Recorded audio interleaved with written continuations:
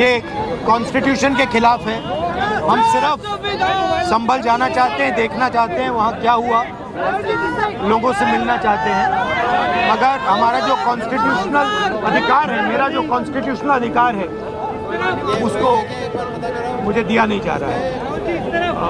तो यही है, नया हिंदुस्तान है, कॉन्स्टिट्यूशन को ख़त्म करने का हिंदुस्तान है, अंबेडकर जी के कॉन्स्टिट्यूशन को ख़त्म करने का हिंदुस्तान है।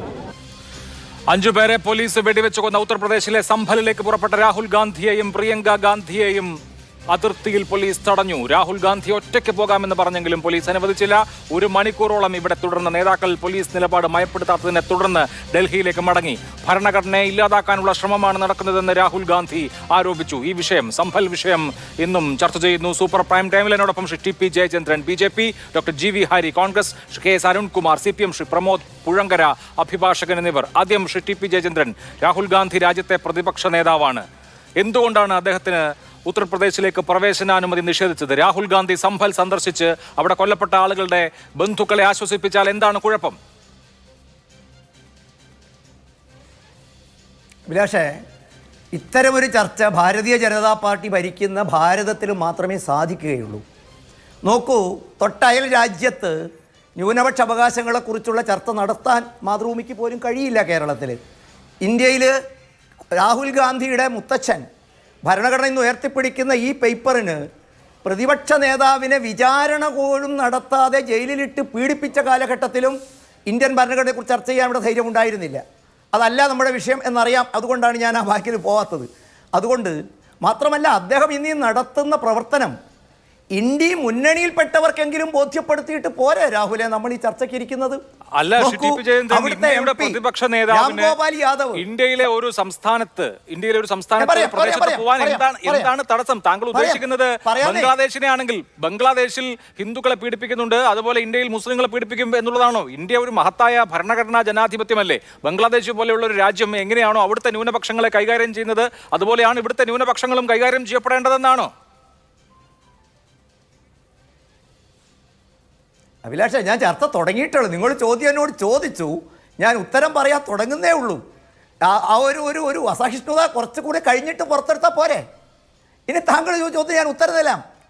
എനിക്ക് ബോധ്യപ്പെടുന്നതിനപ്പുറത്തേക്ക് ഇന്ത്യ മുന്നണിയിലെ ഘടകകക്ഷിയായ സമാജ്വാദി പാർട്ടിയുടെ ആ സ്ഥലം MP രാം ഗോപാൽ യാദവ് പറയുന്നു, രാഹുൽ ഗാന്ധിക്ക് ഈ വിഷയത്തിൽ ആത്മാർത്ഥതയില്ല, അദ്ദേഹം വഴിപാട് യാത്രയാണ് നടത്തുന്നത്, ഫോട്ടോഷൂട്ടിന് വേണ്ടിയാണ് പോകുന്നത്. അതും നമുക്ക് വിസ്മരിക്കാം. ഇനി താങ്കൾ ചോദിച്ച ചോദ്യം, ഞാൻ ഒരു കാര്യം താങ്കളോട് പറയാം. ഈ വിഷയത്തിൽ ഭാരതീയ ജനതാ പാർട്ടിയോ UP ഗവൺമെൻറ്റോ കക്ഷിയല്ല. അതിൻ്റെ ടേണിങ്ങിനെ കുറിച്ച്, അതിൻ്റെ വിധിയെക്കുറിച്ച് അശേഷം ആശങ്കയോ അശേഷം സംശയമോ സന്ദേഹമോ നമ്മുടെ മുമ്പിലില്ല. ഇനി താങ്കൾ ചോദിച്ച ചോദ്യം, എന്തുകൊണ്ട് രാഹുൽ ഗാന്ധി പോകുന്നില്ല, അനുവദിക്കുന്നില്ല? ആരാണ് അഭിലാഷ രാഹുൽ ഗാന്ധിയെ തടഞ്ഞത്? നോക്കൂ, അവിടുത്തെ ജില്ലാ മജിസ്ട്രേറ്റ് വിലക്കേർപ്പെടുത്തിയിട്ട് അദ്ദേഹത്തിൻ്റെ പേര് രാജേന്ദ്ര പെൻസിംഗ്. എവിടെ വെച്ച് കണ്ടാലും രാഹുൽ ഗാന്ധി അവിടത്തേക്ക് പോകുന്നത് തടയണം. കാരണം ആ പ്രദേശം ശാന്തമാവുകയാണ്. ഇത് തന്നെയല്ലേ SP MP പറയുന്നത്? അവിടെ വിളവെടുപ്പാൻ, ആളി കത്തിക്കാൻ അവിടത്തേക്ക് ഒരു രാഷ്ട്രീയ നേതാവിനെയും അനുവദിക്കേണ്ട. ഞാൻ അഭിലാഷ് മോഹനോട് ചോദിക്കുന്നു, ഈ ലോ ആൻഡ് ഓർഡറിന് വേണ്ടി കോടതി തന്നിരിക്കുന്ന ഈ ഉത്തരവ് UP ഗവൺമെൻറ്റിന് പാലിക്കാൻ ബാധ്യതയുണ്ടോ ഇല്ലയോ? രണ്ടാമത് എന്നോടൊരു കൗണ്ടർ തിരിച്ചൊരു ചോദ്യം, അല്ല പശ്ചിമ ബംഗാളിൽ BJPക്കാരെ പോകുന്നതും തടഞ്ഞിരുന്നല്ലോ, അവിടെ ഒരു ഉത്തരവ് പോലും ഇല്ലാതെ. അന്ന് മാത്രം ഈ വിഷയം ചർച്ച ചെയ്തിട്ടില്ലല്ലോ. അപ്പോൾ രാം ഗോപാൽ യാദവിന് ബോധ്യപ്പെടാത്ത, ഇന്ത്യ മുന്നണിയുടെ ഘടകകക്ഷിക്ക് ബോധ്യപ്പെടാത്ത ഒരു വിഷയത്തിൽ ആത്മാർത്ഥതയില്ലെന്ന് പറഞ്ഞ് കോടതി പോലും വിലക്കേർപ്പെടുത്തുന്ന വിഷയത്തിൽ ഈ ഗവൺമെന്റിന് മറിച്ചൊരു തീരുമാനം നിൽക്കാൻ സാധിക്കുമോ അഭിലാഷ്? ശരി, ഗവൺമെന്റ് അല്ല, ജില്ലാ മജിസ്ട്രേറ്റ് ആണ് തീരുമാനിച്ചത് എന്നുള്ളതാണ് BJPയുടെ വാദം. പിന്നെ പശ്ചിമ ബംഗാളിൽ ഏറ്റവും ഒടുവിൽ നടന്ന സംഭവ വികാസങ്ങളിലടക്കം BJP നേതാക്കൾ, പുറത്തുനിന്നുള്ള പ്രതിനിധി സംഘം പോയിട്ടുണ്ട്. അങ്ങനെ തടയുന്നുണ്ട് എങ്കിൽ അത് ജനാധിപത്യ വിരുദ്ധം എന്നുള്ളത് ഏത് വിഷയത്തിലും പറയാൻ കഴിയും. ഞാൻ അങ്ങയിലേക്ക് വരാം. ഡോക്ടർ GV ഹരി, രാഹുൽ ഗാന്ധി എന്തിനവിടേക്ക് പോകുന്നു എന്നുള്ളതാണ് BJP ചോദിക്കുന്ന ചോദ്യം. അണയുന്ന കനലുകൾ ഊതി കത്തിക്കാനാണോ, എരിതീയിൽ എണ്ണ ഒഴിക്കാനാണോ എന്നുള്ളതാണ് BJP ചോദിക്കുന്ന ചോദ്യം. അങ്ങനെ രാജ്യത്ത് അങ്ങേയറ്റം കലുഷിതമായ ഒരു സാഹചര്യമുള്ള ഇടത്ത് പോകരുത് എന്നൊരു തിട്ടൂരം വന്നാൽ അത് കേൾക്കേണ്ട ആളാണോ രാഹുൽ ഗാന്ധി? അഭിലാഷേ, BJPയും അതോടൊപ്പം തന്നെ ഈ രാജ്യം ഭരിക്കുന്ന നരേന്ദ്രമോദി അടക്കമുള്ള ആളുകൾക്ക് ഇപ്പോഴും ശ്രീ രാഹുൽ ഗാന്ധി പ്രതിപക്ഷ നേതാവായി എന്നത് ഉൾക്കൊള്ളാൻ കഴിഞ്ഞിട്ടില്ല. അതുകൊണ്ട് തന്നെയാണ് ഇപ്പോഴും അദ്ദേഹത്തോട് എടുക്കുന്നൊരു സമീപനം എന്ന് പറയുന്നത് മുൻകാലങ്ങളിലുള്ള സമീപനമാണ് അദ്ദേഹത്തിനോട് സ്വീകരിക്കുന്നത്. ഇവിടെ ജയേന്ദ്രൻ മാഷ് പറയുന്നത് കേട്ട് കഴിഞ്ഞാൽ തോന്നും ആദ്യമായിട്ടാണ് ഇത്തരത്തിലൊരു പരിപാടിയുമായി അല്ലെങ്കിൽ ഇങ്ങനെ ചില പ്രശ്നങ്ങൾ രാജ്യത്തുണ്ടാകുമ്പോൾ ശ്രീ രാഹുൽ ഗാന്ധി അവിടെയൊക്കെ പോകുന്നത്. നമുക്കറിയാം, ഹത്രസ് അടക്കമുള്ള വിഷയങ്ങൾ നമുക്കറിയാം, നമ്മുടെ മുമ്പിലുണ്ട്. ആ സാഹചര്യത്തിലൊക്കെ തന്നെ നമ്മുടെ രാജ്യത്തെ ജനങ്ങൾ അല്ലെങ്കിൽ അതിനുമായി ബന്ധപ്പെട്ട ആ പ്രശ്നവുമായി ബന്ധപ്പെട്ടിട്ടുള്ള ആളുകൾ അവർക്ക് ഒരു വിഷമഘട്ടത്തിൽ അവരെ ആശ്വസിപ്പിക്കുവാനായിട്ട് എല്ലാ കാലത്തും ശ്രീ രാഹുൽ ഗാന്ധി ഉണ്ടായിട്ടുണ്ട്. അദ്ദേഹം പ്രതിപക്ഷ നേതാവാകുന്നതിന് മുമ്പും അദ്ദേഹത്തിൻ്റെ സമീപനത്തിനകത്ത് ഒരു വ്യത്യാസവുമില്ല. ഇപ്പോൾ അദ്ദേഹത്തിന് കൂടുതൽ ഉത്തരവാദിത്തങ്ങൾ ഉണ്ടായിരിക്കുന്നു. അദ്ദേഹം കൂടുതൽ ഉത്തരവാദിത്തത്തോടു കൂടി അദ്ദേഹം സർക്കാരിൻ്റെ ഭാഗമാണ്. പ്രതിപക്ഷ നേതാവ് എന്ന് പറയുമ്പോൾ സ്വാഭാവികമായിട്ട് നമുക്ക് എല്ലാവർക്കും അറിയാം സർക്കാരിൻ്റെ ഭാഗം കൂടിയാണ്. അങ്ങനെ ഒരാളെ അതാണെന്ന് അദ്ദേഹം പറഞ്ഞത്. ഈ ഭരണഘടന എന്ന് പറയുന്നത് നമ്മുടെ രാജ്യത്തിൻ്റെ ഭരണഘടന നമുക്കറിയാം, 75 വർഷം ഭരണഘടന ഉണ്ടായതിൻ്റെ 75 വർഷം നമ്മൾ ആചരിച്ച് കഴിഞ്ഞിട്ടേ ഉള്ളൂ. അപ്പോൾ ഈ രാജ്യത്തിൻ്റെ ഭരണഘടന മുന്നോട്ട് വെക്കുന്ന കാര്യങ്ങളൊന്നും തന്നെ അല്ലെങ്കിൽ അതിനകത്ത് നൽകേണ്ട ആ ഭരണഘടന നൽകുന്ന സംരക്ഷണം പോലും ഇന്ന് രാഹുൽ ഗാന്ധി എന്ന് പറയുന്ന പ്രതിപക്ഷ നേതാവിന് അവിടെ ലഭിച്ചിട്ടുള്ള. നിങ്ങളൊരു വ്യക്തി എന്ന നിലയിൽ അദ്ദേഹത്തെ മാറ്റി നിർത്തിക്കോളൂ, ചിലപ്പോൾ അതിനെ നിങ്ങൾക്ക് മാറ്റി നിർത്താൻ സാധിക്കും. പക്ഷേ ഇവിടെ ഏറ്റവും പ്രധാന പ്രശ്നം എന്താണ്? പ്രശ്നം അദ്ദേഹം രാജ്യത്തിൻ്റെ പ്രതിപക്ഷ നേതാവാണെന്നാണ്. ഈ രാജ്യത്ത് 5 പേർ മരണപ്പെട്ട ഒരു സംഭവത്തിൽ അവിടെ പോയി എന്താണ് സംഭവിച്ചതെന്ന് അതിൻ്റെ നിജസ്ഥിതി എന്താണെന്ന് മനസ്സിലാക്കാനുള്ള ഉത്തരവാദിത്വം ഈ രാജ്യത്തിൻ്റെ പ്രതിപക്ഷ നേതാവിനുണ്ട്. അതിന് BJP-യുടെ തിട്ടൂരം നമ്മൾക്ക് ആവശ്യമില്ല. അതുകൊണ്ട് അദ്ദേഹം അവിടെ പോയി, അദ്ദേഹത്തെ തടഞ്ഞു. സ്വാഭാവികമായിട്ടും നിങ്ങൾ മജിസ്ട്രേറ്റാണ് തടഞ്ഞത്. ഞങ്ങൾക്ക് മജിസ്ട്രേറ്റ് ആരാണ്? മജിസ്ട്രേറ്റ് ഏതിൻ്റെ ഭാഗമാണ്? ഏത് സർക്കാരിൻ്റെ ഭാഗമാണ്? ഇതൊക്കെ രാജ്യത്തെ ജനങ്ങൾക്കറിയാമല്ലോ. അതുകൊണ്ട് ഇത്തരത്തിലുള്ള സംഭവങ്ങൾ ഉണ്ടായിക്കഴിഞ്ഞാൽ ഇനിയും പ്രതിപക്ഷ നേതാവ് ഇങ്ങനെയുള്ള കാര്യത്തിൽ ഇടപെടും. അത് അദ്ദേഹത്തിൻ്റെ ഉത്തരവാദിത്തമാണ്. ആ ഉത്തരവാദിത്തം നിങ്ങൾ തടഞ്ഞോളൂ. അത് ഈ രാജ്യത്തെ ജനങ്ങൾ കണ്ടുകൊണ്ടിരിക്കുകയല്ലേ. ശരി, അതാണ് കോൺഗ്രസിന് അക്കാര്യത്തിൽ പറയാനുള്ളത്. K. സരുൺകുമാർ, എന്തുകൊണ്ടാണ് ഇന്ത്യ മുന്നണിക്ക് സംയുക്തമായി കൊടിയ അനീതി നടന്ന ഒരു സ്ഥലത്തേക്ക് പോകാൻ കഴിയാത്തത്? ശരിയാണ്, ഇന്നലെ ഇന്ത്യ മുന്നണി പാർലമെന്റിൽ വാക്കൌട്ട് നടത്തി. അഖിലേഷ് യാദവും ET മുഹമ്മദ് ബഷീറും ഈ വിഷയം ഉന്നയിച്ചു. ശരിയാണ്. അതിനപ്പുറത്ത് പ്രതിപക്ഷ നേതാവ് രാഹുൽ ഗാന്ധി പോകുമ്പോൾ ഇന്ത്യ മുന്നണിയുടെ പ്രധാനപ്പെട്ട നേതാക്കളൊക്കെ വളരെ ഗുരുതരമായ രാഷ്ട്രീയ സാഹചര്യം നിലനിൽക്കുന്ന സംഭാൽ ഒരു പ്രതീകം കൂടിയാണ്. എന്തുകൊണ്ടാണ് ഒരുമിച്ച് ഒറ്റക്കെട്ടായി പോവാത്തത്? ഏതായാലും അതിശക്തമായിട്ട് ഈ വിഷയം പാർലമെന്റിൽ ഉന്നയിക്കുകയും രാജ്യത്താകമാനം ചർച്ചയായി മാറുകയും ചെയ്തു. ഏറ്റവും നഗ്നമായിട്ടുള്ള നിയമലംഘനമാണ് ഈ രാജ്യത്താകമാനം ആരാധനാലയങ്ങളുമായി ബന്ധപ്പെട്ടുകൊണ്ട് രാജ്യം ഭരിക്കുന്ന പാർട്ടിയുടെ നേതൃത്വത്തിൽ അവരുടെ എല്ലാ പോഷക സംഘടനകൾ അല്ലെങ്കിൽ മറ്റു പേരുകളിൽ അറിയപ്പെടുന്ന അവരുമായിട്ട് ഏറ്റവും ബന്ധമുള്ള സംഘടനകളുടെ നേതൃത്വത്തിൽ നടന്നുകൊണ്ടിരിക്കുന്നത്. അപ്പോൾ 1991 ഇന്ത്യയുടെ പാർലമെന്റ് ഒരു നിയമം പാസാക്കി. അത് ആരാധനാലയങ്ങളുമായി ബന്ധപ്പെട്ടുള്ള പ്രത്യേക വ്യവസ്ഥകളാണ്. അതിൽ ഒറ്റ ആരാധനാലയത്തെ മാത്രമേ ഒഴിവാക്കിയിട്ടുള്ളൂ. അത് ബാബറി മസ്ജിദാണ്. ആ നിയമം പാസാക്കുമ്പോൾ രാജ്യത്ത് കോടതികളിൽ നിലനിന്ന ഒരു കേസ് എന്ന രൂപത്തിൽ ആ ആരാധനാലയത്തെ മാത്രം ഒഴിവാക്കി രാജ്യത്തുള്ള മറ്റെല്ലാ ആരാധനാലയങ്ങൾക്കും 91 നിയമം ബാധകമാണ്. 1947 ഓഗസ്റ്റ് 15 എന്തായിരുന്നു സ്ഥിതി അത് തന്നെ തുടരണം എന്നാണ്. എന്നാൽ അടുത്ത കാലത്ത് നിരവധി ആരാധനാലയങ്ങളുടെ മണ്ണ് മാന്തിയെടുക്കാൻ സർവേ നടത്തി അതെല്ലാം പള്ളികൾ പണിതത് പണ്ട് ക്ഷേത്രം പൊളിച്ചാണെന്ന് വരുത്തി തീർക്കാനും അത്തരത്തിൽ ക്ഷേത്രം പുനർനിർമ്മാണം നടത്താനുമുള്ള വിവാദങ്ങൾ ഉയർത്തിക്കൊണ്ടുവരാനുള്ള പ്ലാൻ ചെയ്തുള്ള അജണ്ട വച്ചുള്ള ഒരു ഇടപെടൽ നടത്തിക്കൊണ്ടിരിക്കുകയാണ്. ഇപ്പോൾ ഏറ്റവും അവസാനം സംഭാലിൽ വന്ന് നിൽക്കുന്നു. ഇപ്പോൾ സുപ്രീം കോടതി അതിന്റെ സർവേ തടഞ്ഞു.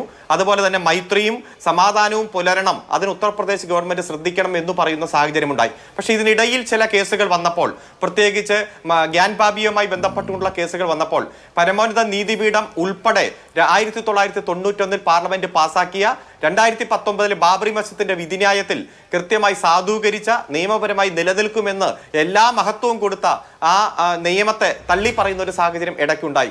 ഏതായാലും ഇവിടെ ആരാധനാ സ്വാതന്ത്ര്യങ്ങളെ തകർക്കാനും അതുപോലെ തകർക്കാനും വേണ്ടി അജണ്ട വെച്ചുകൊണ്ടുള്ള പ്രവർത്തനവുമായി സംഘപരിവാർ സംഘടനകൾ മുന്നോട്ട് പോകുമ്പോൾ അതിശക്തമായിട്ടുള്ള പ്രതിഷേധം നമ്മുടെ രാജ്യത്ത് ഉയർന്നു വരികയാണ്. പാർലമെന്റിന് അകത്തുണ്ട്, പുറത്തുണ്ട്. ഇന്ത്യ മുന്നണി ഒറ്റക്കെട്ടാണ് ഈ വിഷയത്തിൽ. എല്ലാവർക്കും ഒരേ അഭിപ്രായ സമന്വയമാണ് ഉള്ളത്. കാരണം ഈ രാജ്യത്തിന്റെ മതനിരപേക്ഷതയും മൈത്രിയും സമാധാനവും സംരക്ഷിക്കണം.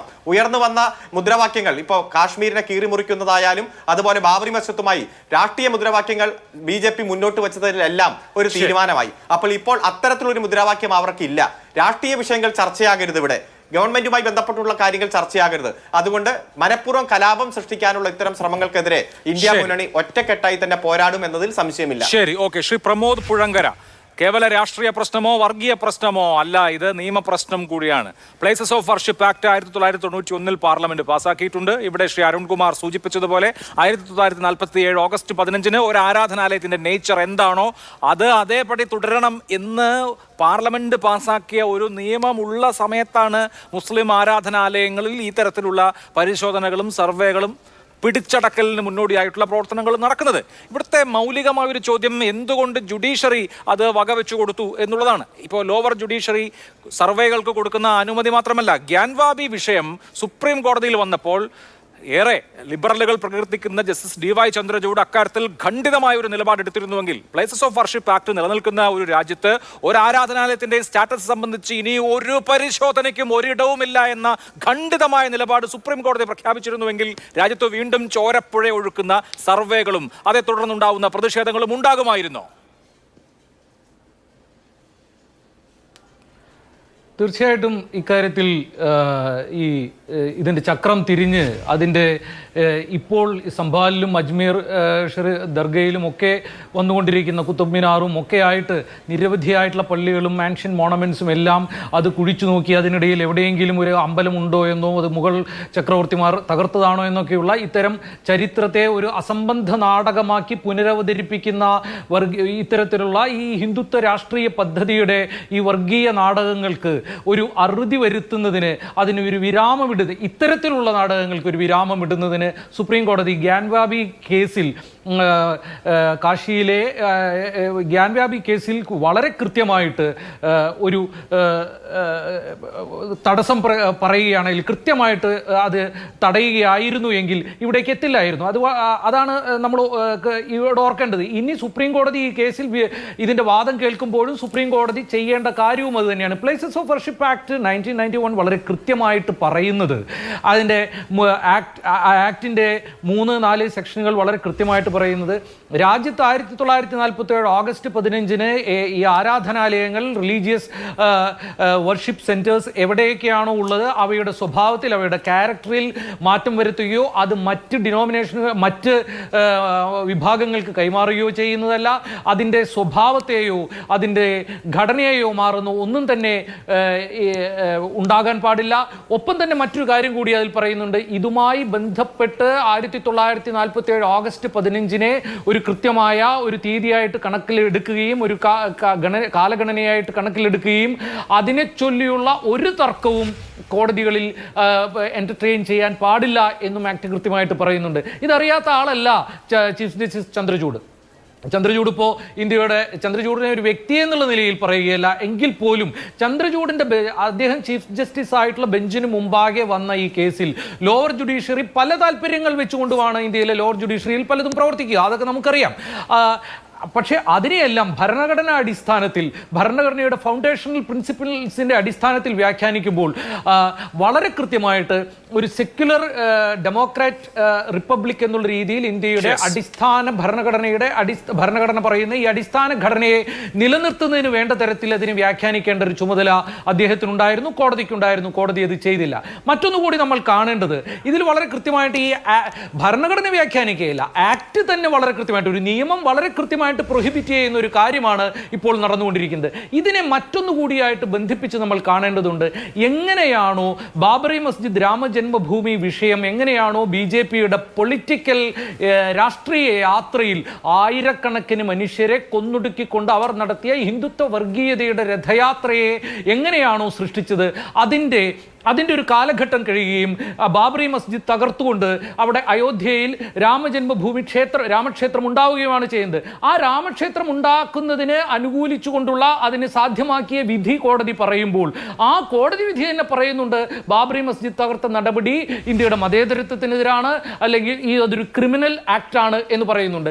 എന്നാൽ മറ്റൊരു വിധത്തിൽ നമുക്ക് അംഗീകരിക്കാൻ കഴിയാത്ത ഒരു ഫെയ്ത്തിനെ അംഗീകരിക്കുന്നു എന്നൊക്കെ പറയുന്നതിൻ്റെ ഭാഗമായിട്ടാണ് 5 ഏക്കർ ഭൂമി മുസ്ലിങ്ങൾക്ക് കൊടുത്തുകൊണ്ട് ഈ പരിസരം. ഒരൊറ്റ കാര്യം കൂടി പറയട്ടെ അഭിലാഷ്, അതായത് അങ്ങനെ ആ വിധി വന്നത്, വിധിയിൽ തന്നെ വളരെ കൃത്യമായിട്ട് കോടതി പറയുന്നുണ്ട് നോൺ റിട്രഗ്രഷൻ, അതായത് പുറകോട്ട് പോയിക്കൊണ്ട് ഇത്തരത്തിലുള്ള മുഗൾ രാജാക്കന്മാർ തകർത്തു എന്നൊക്കെ പറയുന്ന പ്രശ്നങ്ങൾക്ക് ഭരണഘടനയോ ഒരു ഭരണഘടനാ റിപ്പബ്ലിക്കോ ഇന്ത്യയെന്നോ ഉള്ള ഒന്നുമില്ലാത്തൊരു കാലത്ത് ഏതൊക്കെയോ രാജാവ് എന്തൊക്കെയോ തകർത്തു എന്നുള്ളതിൻ്റെ വിധി നിർണ്ണയിക്കുകയോ അതിൽ തീർപ്പാക്കുകയോ ചെയ്യേണ്ട സ്ഥലങ്ങളല്ല കോടതികൾ എന്ന് പറയുകയും ഒപ്പം തന്നെ ഇനി ഇത് ആവർത്തിക്കാൻ പാടില്ലാത്ത ഒന്നാണെന്ന് വ്യക്തമായി പറയുകയും ചെയ്യുന്നുണ്ട്. ആ വിധി എഴുതിയ ചന്ദ്രചൂഡ് തന്നെ വീണ്ടും ഇങ്ങനെ പറയുമ്പോൾ അത് സാധ്യമാക്കി കൊടുത്തത് ഈ രാമജന്മഭൂമിയിലെ രാമക്ഷേത്രം നിർമ്മിച്ചതിന് ശേഷം BJPക്ക് അവരുടെ പൊളിറ്റിക്കൽ വെന്റേറ്റയുടെ ഒരു തരത്തിലുള്ള വെറുപ്പിന്റെ രാഷ്ട്രീയം വളർത്തുന്നതിനുള്ള ഒരു അവസരം കുറഞ്ഞു പോകുമ്പോൾ വീണ്ടും കാശിയും മധുരയും ഞങ്ങളുടെ വീണ്ടെടുക്കേണ്ട മുദ്രാവാക്യങ്ങളാണെന്ന് പറയുമ്പോൾ ആ പൊളിറ്റിക്കൽ മുദ്രാവാക്യത്തിന് സാധ്യമാക്കി കൊടുക്കുകയാണോ ഇന്ത്യൻ ജുഡീഷ്യറി എന്നുള്ളതിന്റെ ഉത്തരം കൂടിയായിരിക്കും ഗ്യാൻവാബിയിലും സംഭാലിലും മധുരയിലും അടക്കമുള്ള സർവേകൾക്ക് അനുമതി കൊടുക്കണോ വേണ്ടയോ എന്നുള്ള കാര്യത്തിലെ കോടതി വിധി. തീർച്ചയായും അതൊരു പാൻഡോറയുടെ പെട്ടി തുറക്കലാണെന്നുള്ള കാര്യത്തിൽ ഒരു സംശയവുമില്ല. ജയേന്ദ്രൻ മാസ്റ്റർ, നമുക്ക് സുപ്രീം കോടതിയെയും ഭരണഘടനയും ഒക്കെ മാറ്റിവെക്കാം.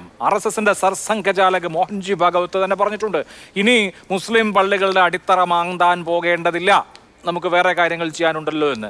അങ്ങനെ മോഹൻ ഭാഗവത് തന്നെ ഇനി മുസ്ലിം പള്ളികളുടെ തറ മാന്താൻ പോകേണ്ടതില്ല എന്ന് പറഞ്ഞതിന് ശേഷവും വീണ്ടും ലിറ്റിഗേഷനുകൾ ഉണ്ടാകുന്നു, വീണ്ടും തർക്കങ്ങൾ ഉണ്ടാകുന്നു, അതേ തുടർന്നുള്ള പ്രതിഷേധങ്ങൾ ഉണ്ടാകുന്നു. നോക്കൂ, ഈ രാജ്യത്തിന് വിലപ്പെട്ട എത്രയോ സമയവും ജീവനുമാണ് ബാബറി മസ്ജിദ് രാമജന്മഭൂമി പ്രശ്നത്തിലൂടെ നഷ്ടമായത്. എത്ര പതിറ്റാണ്ടുകൾ ചോരയൊഴുകി. അതിന് ശാശ്വതമായ ഒരു പരിഹാരം ഉണ്ടായപ്പോൾ അടുത്തത് തുടങ്ങിയിരിക്കുകയാണ്. രാജ്യം ഭരിക്കുന്ന പാർട്ടിയല്ലേ ശ്രീ ജയേന്ദ്രൻ മാസ്റ്റർ, താങ്കളുടെ പാർട്ടി BJP. രാജ്യത്ത് പുരോഗമനവും വികസനവും മറ്റു കാര്യങ്ങളും ഒക്കെ ഉണ്ടാകേണ്ട ഇടത്ത് വീണ്ടും ഈ വിഭജനത്തിന്റെ അജണ്ടകൾ വിതയ്ക്കപ്പെടുമ്പോൾ ഭരണകൂടത്തിന് വലിയ ഉത്തരവാദിത്വമുണ്ട് എന്ന് മറന്നു പോവുകയാണോ? അഭിലാഷേ, താങ്കളുടെ നാവിൽ നിന്ന് തന്നെ ഭാരതീയ ജനതാ പാർട്ടിയെയും അതിനെ നിയന്ത്രിക്കുകയും ചെയ്യുന്ന ആളുകളുടെ അഭിപ്രായം പുറത്തു വന്നതിൽ സന്തോഷമുണ്ട്. ഞാനും അതുതന്നെയാണ് ഇതിന് ആമുഖമായിട്ട് പറഞ്ഞത്. പക്ഷേ നമുക്കൊക്കെ മറ്റു ചിലത് സ്ഥാപിക്കാനുള്ള വ്യഗ്രതയുണ്ടാവും. അതിനെ ഞാൻ നിങ്ങളെ തടസ്സപ്പെടുത്തുന്നില്ല. നോക്കൂ, ഇതിൻ്റെ ഇൻട്രോയിൽ തന്നെ താങ്കൾ പറഞ്ഞു പോലീസ് വെടിവെച്ച് കൊന്ന 5 പേർ. എന്തിൻ്റെ അടിസ്ഥാനത്തിലാണ് അഭിലാഷേ പോലീസ് വെടിവെച്ച് കൊന്നു എന്ന് താങ്കൾ പറഞ്ഞത്? കോടതി അങ്ങനെ പറഞ്ഞോ? അല്ല, ഒരു മിനിറ്റ്. കാട് കയറി 108 കാര്യങ്ങൾ പറഞ്ഞപ്പോൾ ഒന്നും അഭിലാഷിന്റെ ഇടപെടൽ ഞാൻ കാണുന്നില്ല. ഞാൻ തുടങ്ങുമ്പോഴത്തേക്കും അഭിലാഷ് ഇങ്ങനെ ഇടപെട്ട് നമുക്ക് എല്ലാ കാര്യങ്ങളും പറഞ്ഞു പോകണ്ടേ? അങ്ങയുടെ അവസരം തന്നെയാണ്. ഈ മരിച്ചവരിൽ പലരും സാധനം വാങ്ങിക്കാൻ വന്നവരും മാർക്കറ്റിൽ വന്നവരും ഒക്കെ ആണ് എന്നുള്ളത് കൂടി ഓർക്കണം. ആളുകൾ ജനക്കൂട്ടം പരസ്പരം വെടിവെച്ച് മരിച്ചതല്ലോ. തടസ്സപ്പെടുത്താനാവരുത് എന്നേ ഞാൻ പറഞ്ഞിട്ടുള്ളൂ. ഇല്ല, പറഞ്ഞോളൂ. അഭിലാഷേ, നിങ്ങൾ എന്ത് ചോദിച്ചാലും പറയാൻ തയ്യാറായിട്ടാണ് ഞാൻ വന്നത്. പക്ഷെ തടസ്സപ്പെടുത്തരുത് എന്നാണ് എന്റെ അഭ്യർത്ഥന. അല്ലാതെ സംവാദമാവില്ല എന്നതുകൊണ്ടാണ്. അപ്പം ഞാൻ ചോദിച്ച ചോദ്യങ്ങൾക്ക് നിങ്ങൾ അവസരം വരുമ്പോൾ ഉത്തരം പറഞ്ഞു. രണ്ടാമത് എൻ്റെ കോൺഗ്രസ് പ്രതിനിധി പറഞ്ഞു രാഹുൽ ഗാന്ധിയെ BJPക്ക് ഭയങ്കര പേടിയാണ്. സർ, വളരെ ശരിയാണ്. അദ്ദേഹം മഹാരാഷ്ട്രയിൽ 7 സ്ഥലത്ത് പ്രസംഗിച്ചു. 6 സ്ഥലത്തും അവിടെ കോൺഗ്രസിന് എന്താണ് കിട്ടിയത് എന്നൊക്കെ നമുക്കറിയാം. അതുകൊണ്ട് അദ്ദേഹം ഇടയ്ക്കിടയ്ക്ക് മഹാരാഷ്ട്രയിലേക്കും UPയിലേക്കും വരണമേ എന്നുള്ള പ്രാർത്ഥനയാണ്. നിങ്ങൾ അദ്ദേഹത്തെ ദയവ് ചെയ്ത് തടസ്സപ്പെടുത്തരുത് എന്നാണ് എനിക്ക് സൂചിപ്പിക്കാനുള്ളത്. പിന്നെ എൻ്റെ സുഹൃത്ത് വക്കീൽ, ഞാൻ അദ്ദേഹം ഒരു വക്കീലാണ് എന്ന ബഹുമാനം നിലനിർത്തി ചോദിക്കട്ടെ. സർ, 1991 ഈ ആക്ട് ഏതെങ്കിലും അതിനകത്ത് എക്സ്ക്ലൂഡ് ചെയ്യപ്പെട്ടിട്ടുണ്ടോ? ഞാൻ വളരെ കൃത്യമായിട്ട് ആർക്കിയോളജിക്കൽ സർവേ ഓഫ് ഇന്ത്യയുടെ തലവൻ ഈ കേസുമായി ബന്ധപ്പെട്ട് ടൈംസ് ഓഫ് ഇന്ത്യയിൽ കൊടുത്ത വാർത്ത അഭിലാഷ ഞാൻ ഈ ചർച്ച ഇടയ്ക്ക് ഞാൻ നിങ്ങൾക്ക് അയച്ചു തരാം. ഞാൻ ഒരു കാര്യം എൻ്റെ അദ്ദേഹത്തോട് ചോദിക്കുന്നു. അല്ല സർ, ഇതിൻ്റെ കസ്റ്റോഡിയൻ ആരാണ്? ഈ താങ്കൾ ഈ പറയുന്ന വിവാദ ഭൂമിയുടെ കസ്റ്റോഡിയൻ ആരാണ്? ഇങ്ങനെ ഇല്ലാത്ത ഒരു കാര്യത്തെക്കുറിച്ച് സർവേ നടത്താൻ അധികാരം കൊടുക്കാൻ ഒരു സിവിൽ മജിസ്ട്രേറ്റിന് സാധിക്കുമെന്ന് ഒരു വക്കീൽ കൂടിയായ അരുൺകുമാറിന് പറയാൻ സാധിക്കുമോ? സർ, ഡിസംബർ 2020 22 ഡിസംബർ 2020 ഈ ആരാധനാലയം ഇതൊരു പ്രൊട്ടക്റ്റഡ് മോണുമെൻ്റ് ആയി ബ്രിട്ടീഷ് സർക്കാർ ശേഖരിക്കപ്പെടുകയും അത് ഇന്ത്യ ഗവൺമെൻറ് കൈമാറുകയും ചെയ്തിട്ടുള്ള രേഖകൾ താങ്കൾ കണ്ടിട്ടുണ്ടോ? അതിൻ്റെ കസ്റ്റോഡിയനായിട്ട് പിന്നീട് 1958 ancient monument preservation act and archaeological sites and remains അഥവാ AMASRA പ്രകാരം അതിൻ്റെ സംരക്ഷണവും അതിൻ്റെ നിലനിൽപ്പും അതിൻ്റെ മറ്റു കാര്യങ്ങളും ആർക്കിയോളജിക്കൽ സർവേ ഓഫ് ഇന്ത്യയുടെ കൈകളിൽ ഏൽപ്പിച്ചിട്ടുണ്ടോ? ആർക്കിയോളജിക്കൽ സർവേ ഓഫ് ഇന്ത്യ അവിടെ പരിശോധന നടത്തിയതിന് മുമ്പ് നടന്നിട്ടുണ്ടോ? അതിൻ്റെ ഘടനയിലുണ്ടായ മാറ്റത്തെക്കുറിച്ച് അദ്ദേഹം സംസാരിച്ചിട്ടുണ്ടോ? ഇതൊന്നും എൻ്റെ വിഷയമല്ല. ഞാൻ മോഹൻജി ഭാഗവത് പറഞ്ഞ മാതിരി ഇതിന്റെ അടിവേരുകൾ തേടി പോവാനല്ല. അല്ല, നമുക്ക് ആ വിഷയത്തിൽ തന്നെ ശ്രീ ജയേന്ദ്രൻ മാഷേ, ആ വിഷയത്തിൽ തന്നെ സംസാരിക്കാനുണ്ട്. താങ്കൾ പറഞ്ഞ കാര്യം ശരി. 1920 ആർക്കിയോളജിക്കൽ സർവേ ഓഫ് ഇന്ത്യ 1920 മുതൽ പ്രൊട്ടക്ട് ചെയ്യേണ്ട സ്ഥാപനമാണ്. ഏറ്റവും ആദ്യത്തെ മുഗൾ നിർമ്മിതിയായ ഈ നിർമ്മിതി സമ്മതിച്ചു. പക്ഷേ അതിന്റെ മാനേജ്മെന്റ് ആരാണ് നടത്തി വരുന്നത്? അതാ മസ്ജിദ് കമ്മിറ്റിയാണ്. കഴിഞ്ഞ വെള്ളിയാഴ്ച അടക്കം അവിടെ എന്താ പറയാ ജുമാ നമസ്കാരം നടന്ന ഒരു പള്ളിയാണ്. അതായത് ഈ പറഞ്ഞ ASI 1920 മുതൽ ഇത് പ്രൊട്ടക്ട് ചെയ്ത് വരുമ്പോഴും അവിടെ ഒരു മസ്ജിദ് ഉണ്ട്, മസ്ജിദ് കമ്മിറ്റി ഉണ്ട്, അവിടെ പ്രാർത്ഥനയുണ്ട്, നിസ്കാരമുണ്ട്. ASIയുടെ തന്നെ പരാതി, താങ്കൾ പറഞ്ഞതുപോലെ ASI ഇടയ്ക്ക് അവിടെ വിസിറ്റ് ചെയ്ത് പരിശോധന നടത്തിയിട്ടുണ്ട്.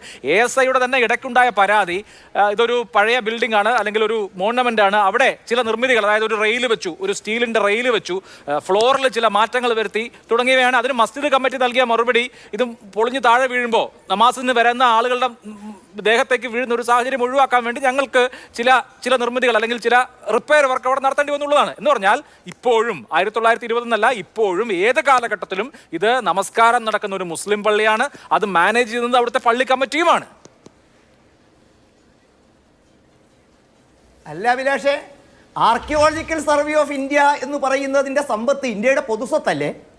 അവിടെ ആരെങ്കിലും കയ്യേറിയിട്ടുണ്ടെങ്കിൽ അതിന്റെ മലയാളം കയ്യേറ്റം എന്നല്ലേ? അല്ല, അതെങ്ങനെ ആർക്കിയോളജിക്കൽ സർവേ ഓഫ് ഇന്ത്യ പൈതൃക സമ്പത്തായി പ്രഖ്യാപിച്ചിരിക്കുന്ന ഇടത്ത് താങ്കൾ പറഞ്ഞപ്പോൾ ഞാൻ ഒരു റിലീജിയസ് ആക്ടിവിറ്റി പാടില്ലെന്നാണോ? താജ്മഹലിലില്ലേ പറയുന്നത്? മുഴുവൻ കേട്ടിരിക്കാനുള്ള ക്ഷമ ഞാൻ കാണിക്കുന്നു. താജ്മഹലിലില്ലേ അവിടെ നമസ്കാരമില്ലേ? പറയുന്നത് മുഴുവൻ ഞാൻ കേട്ട് പറയാൻ കാത്തിരിക്കുന്നത് പോലെ ഉത്തരം പൂർണ്ണമാക്കാൻ താങ്കൾ എന്നെ അനുവദിക്കണം, അല്ലെങ്കിൽ ചർച്ചയിൽ ഇരിക്കുന്നതിൽ അർത്ഥമില്ല.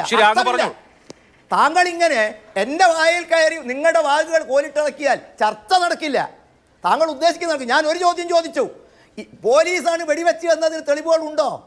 ഞാൻ അഭിലാഷിനെ ഒന്നുകൂടി ക്ഷണിക്കുന്നു. അഭിലാഷ്, ASP ഗിരീഷ് ചന്ദ്ര പത്രസമ്മേളനം വിളിച്ച് പറഞ്ഞിരിക്കുന്നു, അവിടെ ഉപയോഗിച്ച കാട്രിഡ്ജ് 3 കാട്രിഡ്ജ് പോലീസിന് കിട്ടിയിരിക്കുന്നു. അദ്ദേഹം അത് പ്രദർശിപ്പിച്ചു. 9 mm ആ കാട്രിഡ്ജിൻ്റെ ഷെല്ല് നീക്കിയ ഇതിനെ പുറത്ത് FL ഡബിൾ സ്റ്റാർ അതെവിടെ ഉൽപ്പാദിപ്പിക്കുന്നതിന് പ്രതിരോധ വിദഗ്ധന്മാർ മാതൃഭൂമി ചോദിച്ചാൽ പറഞ്ഞു തരും. മറ്റൊന്ന് 12 ബോർ 32 ബോറുള്ള 2 കാട്രിഡ്ജുകൾ, അതിൻ്റെ മുകളിൽ PUL അതേതാണ് എന്ന് കൃത്യമായിട്ട് അഭിലാഷിന് ഒരു മാധ്യമപ്രവർത്തകർക്ക് അന്വേഷിച്ചാൽ കിട്ടും. അതിൻ്റെ ഫോറൻസിക് പരിശോധന നടന്നു വരുന്നു. ഒരു കാര്യം ഗിരീഷ് ചന്ദ്ര പറഞ്ഞു, ഇത് പോലീസ് ഉപയോഗിക്കുന്ന ഷെല്ലിൻ്റേതല്ല, അതിൻ്റെ ഫോറൻസിക് പരിശോധന നടത്തിയ റിപ്പോർട്ട് പറയുന്നു. പക്ഷേ അഭിലാഷിന് ഇഷ്ടം പോലീസ് വെടിവെച്ചു കൊന്നു എന്ന് പറയാനാണ്. അതുമായി ബന്ധപ്പെട്ട ചർച്ചകൾ, സ്ത്രീകളുടെ മൊഴികൾ അദ്ദേഹം പുറത്തുവിട്ടിട്ടുണ്ട്. അത് വീഡിയോ ആയിട്ട് ഇന്നും ലഭ്യമാണ്. ഇനി നിങ്ങൾ എന്നോട് ചോദിച്ച ചോദ്യം അല്ല, ഞാൻ ചോദിക്കട്ടെ. താങ്കൾ ഈ പറഞ്ഞ ഉത്തരവിലെ 18ാമത്തെ section, as per section 18 of the act എന്ന് പറഞ്ഞാൽ AMASAR 1958 18ാമത്തെ ആക്ട് പ്രകാരം it is the public has the right to accept protected monuments. എന്താ അഭിലാഷി അർത്ഥം? ഇത് BJP ഉണ്ടാക്കിയ നിയമമല്ലല്ലോ, 1958 നിയമം. അപ്പോൾ ആ നിയമം പൊട്ടയായിരുന്നുവോ? ആ നിയമം പാലിക്കേണ്ട ബാധ്യത ഇന്ത്യക്കില്ലേ? ഇത്തരം കാര്യങ്ങൾ പറയുമ്പോൾ ഇനി വാദത്തിന് വേണ്ടി ഇതൊക്കെ നമുക്ക് വിട്ടേക്കാം. ഒരു തർക്കമുണ്ടായി, ആ തർക്കം എവിടെയാണ് അഭിലാഷ തീർക്കേണ്ടത്? കോടതിയിൽ. ആ കോടതി ഉത്തരവിടുന്നു. മാത്രമല്ല YB ചന്ദ്രചൂഡ് നമുക്ക് ഇഷ്ടപ്പെട്ടാലും ഇല്ലെങ്കിലും YB ചന്ദ്രചൂഡും ജനങ്ങളും ഒന്നും അഭിലാഷ നിങ്ങളും ഞാനും ഇഷ്ടപ്പെടുന്നത് തന്നെ ആയിക്കൊള്ളണമെന്നുണ്ടോ പറയുന്നത്? ഉദാഹരണം ഹരിയാന തെരഞ്ഞെടുപ്പ് നമ്മൾ രാവിലെ ഒരുപാട് പ്രതീക്ഷിച്ചു, ഉച്ച കഴിഞ്ഞപ്പോഴത്തേക്ക് സ്ഥിതി മാറി. മഹാരാഷ്ട്ര നമ്മൾ ഒരുപാട് പ്രതീക്ഷിച്ചു, ഉച്ച കഴിഞ്ഞപ്പോഴത്തേക്ക് സ്ഥിതി മാറി. അപ്പോൾ നമ്മുടെ ആഗ്രഹങ്ങൾ നടക്കാം. കാരണം നിങ്ങളും ഞാനും അല്ല കസേരയിൽ ഇരിക്കുന്നത്. ശരി, ഇപ്പൊ ഹരിയാന തെരഞ്ഞെടുപ്പ് ഇപ്പൊ അങ്ങ് സൂചിപ്പിച്ച കാര്യത്തിന് തന്നെ പറയാം. അല്ല, കുറെ കാര്യങ്ങൾ പറയുമ്പോൾ ഈ വിഷയങ്ങൾക്ക് പിന്നെ മറുപടി കൂടി പറയണ്ടേ? ഇപ്പോൾ ആരാണ് വെടിവെച്ചത്, അവിടെ പോലീസ് വെടിവെപ്പ് ഉണ്ടായിട്ടുള്ളതാണ്.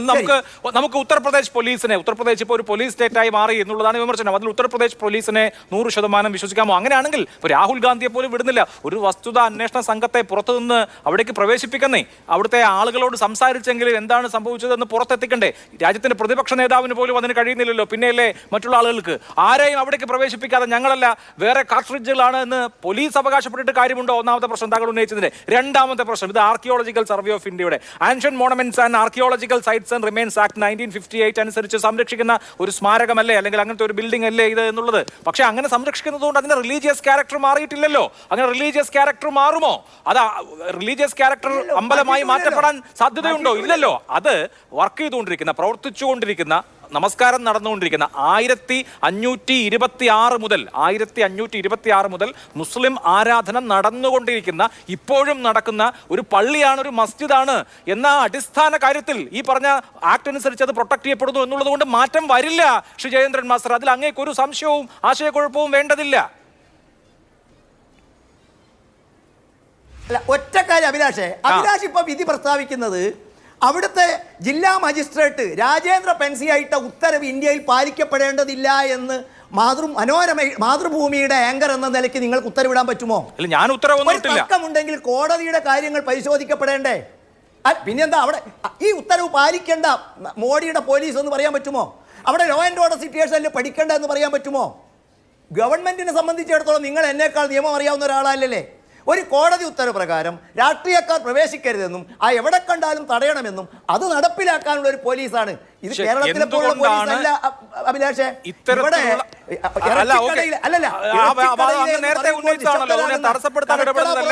ഒരു ഇടവേളയുടെ സമയം അതിക്രമിച്ചുകൊണ്ട് ഇടപെടുന്നതാണ്. ഇതുപോലെയുള്ള ഓർഡറുകൾ ലോവർ ജുഡീഷ്യറിയിൽ നിന്നും ജില്ലാ ഭരണകൂടങ്ങളിൽ നിന്നും ജില്ലാ മജിസ്ട്രേറ്റുമാരിൽ നിന്നും ഉണ്ടാവുന്നതിന്റെ പൊരുളൊക്കെ മനസ്സിലാക്കാൻ മാത്രം രാഷ്ട്രീയമായ പക്വത ഈ രാജ്യം നേടിയിട്ടുണ്ട് എന്നാണ് ഞാൻ വിചാരിക്കുന്നത്. ഇടവേളയ്ക്ക് ശേഷം ആ പോയിന്റിലേക്ക് മടങ്ങിയെത്താം.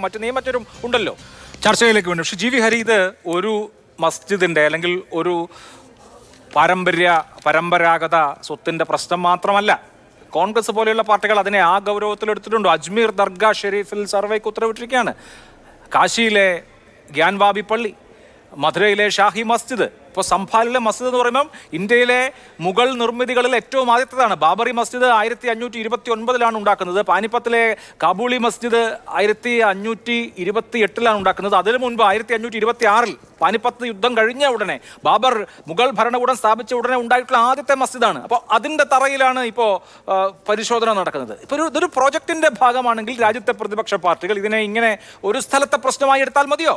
തീർച്ചയായിട്ടും അല്ല അഭിലാഷ, ഇതൊരു വലിയ ആശങ്ക ജനിപ്പിക്കുന്ന വിഷയമാണ്. കാരണം ഇതിനകത്ത് നമ്മൾ കാണുന്ന ഒരു ഗ്യാൻവ്യാപിയോ അല്ലെങ്കിൽ ഒരു സംഭാലോ പ്രശ്നം മാത്രമല്ല, ഇനി ഇതുപോലെ അനേകം കാര്യങ്ങളിലേക്ക് ഇതിലേക്ക് പോയാൽ ഈ രാജ്യം മുന്നോട്ട് വെക്കുന്ന, ഈ രാജ്യത്തിൻ്റെ ഭരണഘടന മുന്നോട്ട് വെക്കുന്ന ആ മൂല്യങ്ങൾക്ക് എന്തായി തീരുമെന്നുള്ളതാണ് ഞങ്ങളൊക്കെ ആശങ്കപ്പെടുന്നത്. അതുകൊണ്ട് തന്നെയാണ് നമ്മൾ ഈ കാര്യത്തിൽ വളരെ ശക്തമായി ഇടപെടാൻ തീരുമാനിച്ചിട്ടുള്ളതും. ഇത് പാർലമെൻറ്റിനകത്തും പാർലമെൻറ്റിന് പുറത്തും വളരെ ശക്തിയോടുകൂടി തന്നെ നമ്മൾ ജനങ്ങളുടെ മുമ്പിലേക്ക് കൊണ്ടുവരാൻ നമ്മൾ തീരുമാനിച്ചിട്ടുള്ളത്. നമ്മൾ മനസ്സിലാക്കേണ്ട ഒരു കാര്യം, ഇതിവിടെ ചർച്ച ചെയ്യുമ്പോൾ നമ്മൾ മനസ്സിലാക്കേണ്ട 1-2 കാര്യങ്ങൾ കൂടിയുണ്ട് അഭിലാഷ്. ഒന്ന്, നമ്മുടെ രാജ്യത്തിൻ്റെ GDP യെക്കുറിച്ച് നമ്മളിവിടെ ചർച്ച ചെയ്യുന്നില്ല.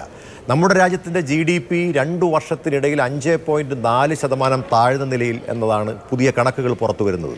അതോടൊപ്പം ഏറ്റവും പ്രധാനപ്പെട്ട കാര്യം, റീറ്റെയിൽ പണപ്പെരുപ്പം 14 മാസത്തെ ഉയർന്ന നിരക്കായ 6.2% എത്തുന്നു. മറ്റൊന്ന്, രൂപയുടെ നിലവാരം 84.50, ഒരു ഡോളറിൻ്റെ നമ്മുടെ അവസ്ഥ ഇതാണ്. തൊഴിലില്ലായ്മ ഇതിനകം 45 വർഷത്തെ റെക്കോർഡ് തകർത്ത് മുന്നോട്ട് പോകുമ്പോൾ ഈ കാര്യങ്ങളൊന്നും ചർച്ച ചെയ്യാതിരിക്കുന്നതിന് വേണ്ടിയിട്ട് ഇതിനെ ഉയർത്തിക്കൊണ്ടുവരികയാണ്. നമ്മൾ മനസ്സിലാക്കേണ്ട ഒരു പ്രധാനപ്പെട്ട കാര്യം, അത്തരത്തിലൊരു അജണ്ട കൂടി ഇതിൻ്റെ പിന്നിലുണ്ട് എന്ന് ഞാൻ വിശ്വസിക്കുന്നു. അപ്പോൾ അതുകൊണ്ട് ഈ കാര്യങ്ങളിലേക്ക് നമ്മൾ പോയാൽ നമുക്കറിയാമല്ലോ, അഭിലാഷ് നേരത്തെ ഇവിടെ സൂചിപ്പിച്ചതുപോലെ ഏതൊരു സ്ഥാപനം എടുത്തു കഴിഞ്ഞാൽ അല്ലെങ്കിൽ ഏതൊരു ഇത്തരത്തിലുള്ള നമുക്കറിയാം മോണുമെൻറ്റ്സ് എടുത്ത് പരിശോധിച്ച് നോക്കി കഴിഞ്ഞാൽ അത് പള്ളിയാണെങ്കിലും അതല്ലെങ്കിൽ ഇതിനകത്തൊക്കെ തന്നെ നമുക്കറിയാവുന്ന പോലെ നമ്മുടെ രാജ്യത്ത് പല അമ്പലങ്ങളൊക്കെ ഇതിനകത്ത് ഉണ്ടാവില്ല എന്ന് ഞാൻ പറയുന്നില്ല. പക്ഷേ നിലവിൽ നമുക്കൊരു നിയമമുണ്ട്. ആ നിയമപ്രകാരം നമുക്ക് എന്താണോ അവിടുത്തെ സ്റ്റാറ്റസ് കോ നിലനിർത്തി മുന്നോട്ട് പോകണമെന്നാണ് നമ്മുടെ രാജ്യത്തെ ആ നിയമം ഇപ്പോൾ പറയുന്നത്. പക്ഷേ അതിനൊക്കെ അതീതമായി ഇത്തരത്തിലുള്ള പബ്ലിക് ലിറ്റിഗേഷൻസ് കൊണ്ടുവന്ന് അതിനകത്ത് സർവേയും പ്രശ്നങ്ങളുമായി മുന്നോട്ട് പോകുന്നത് രാഷ്ട്രീയ അജണ്ടയല്ലാതെ മറ്റൊരു താല്പര്യവുമില്ല.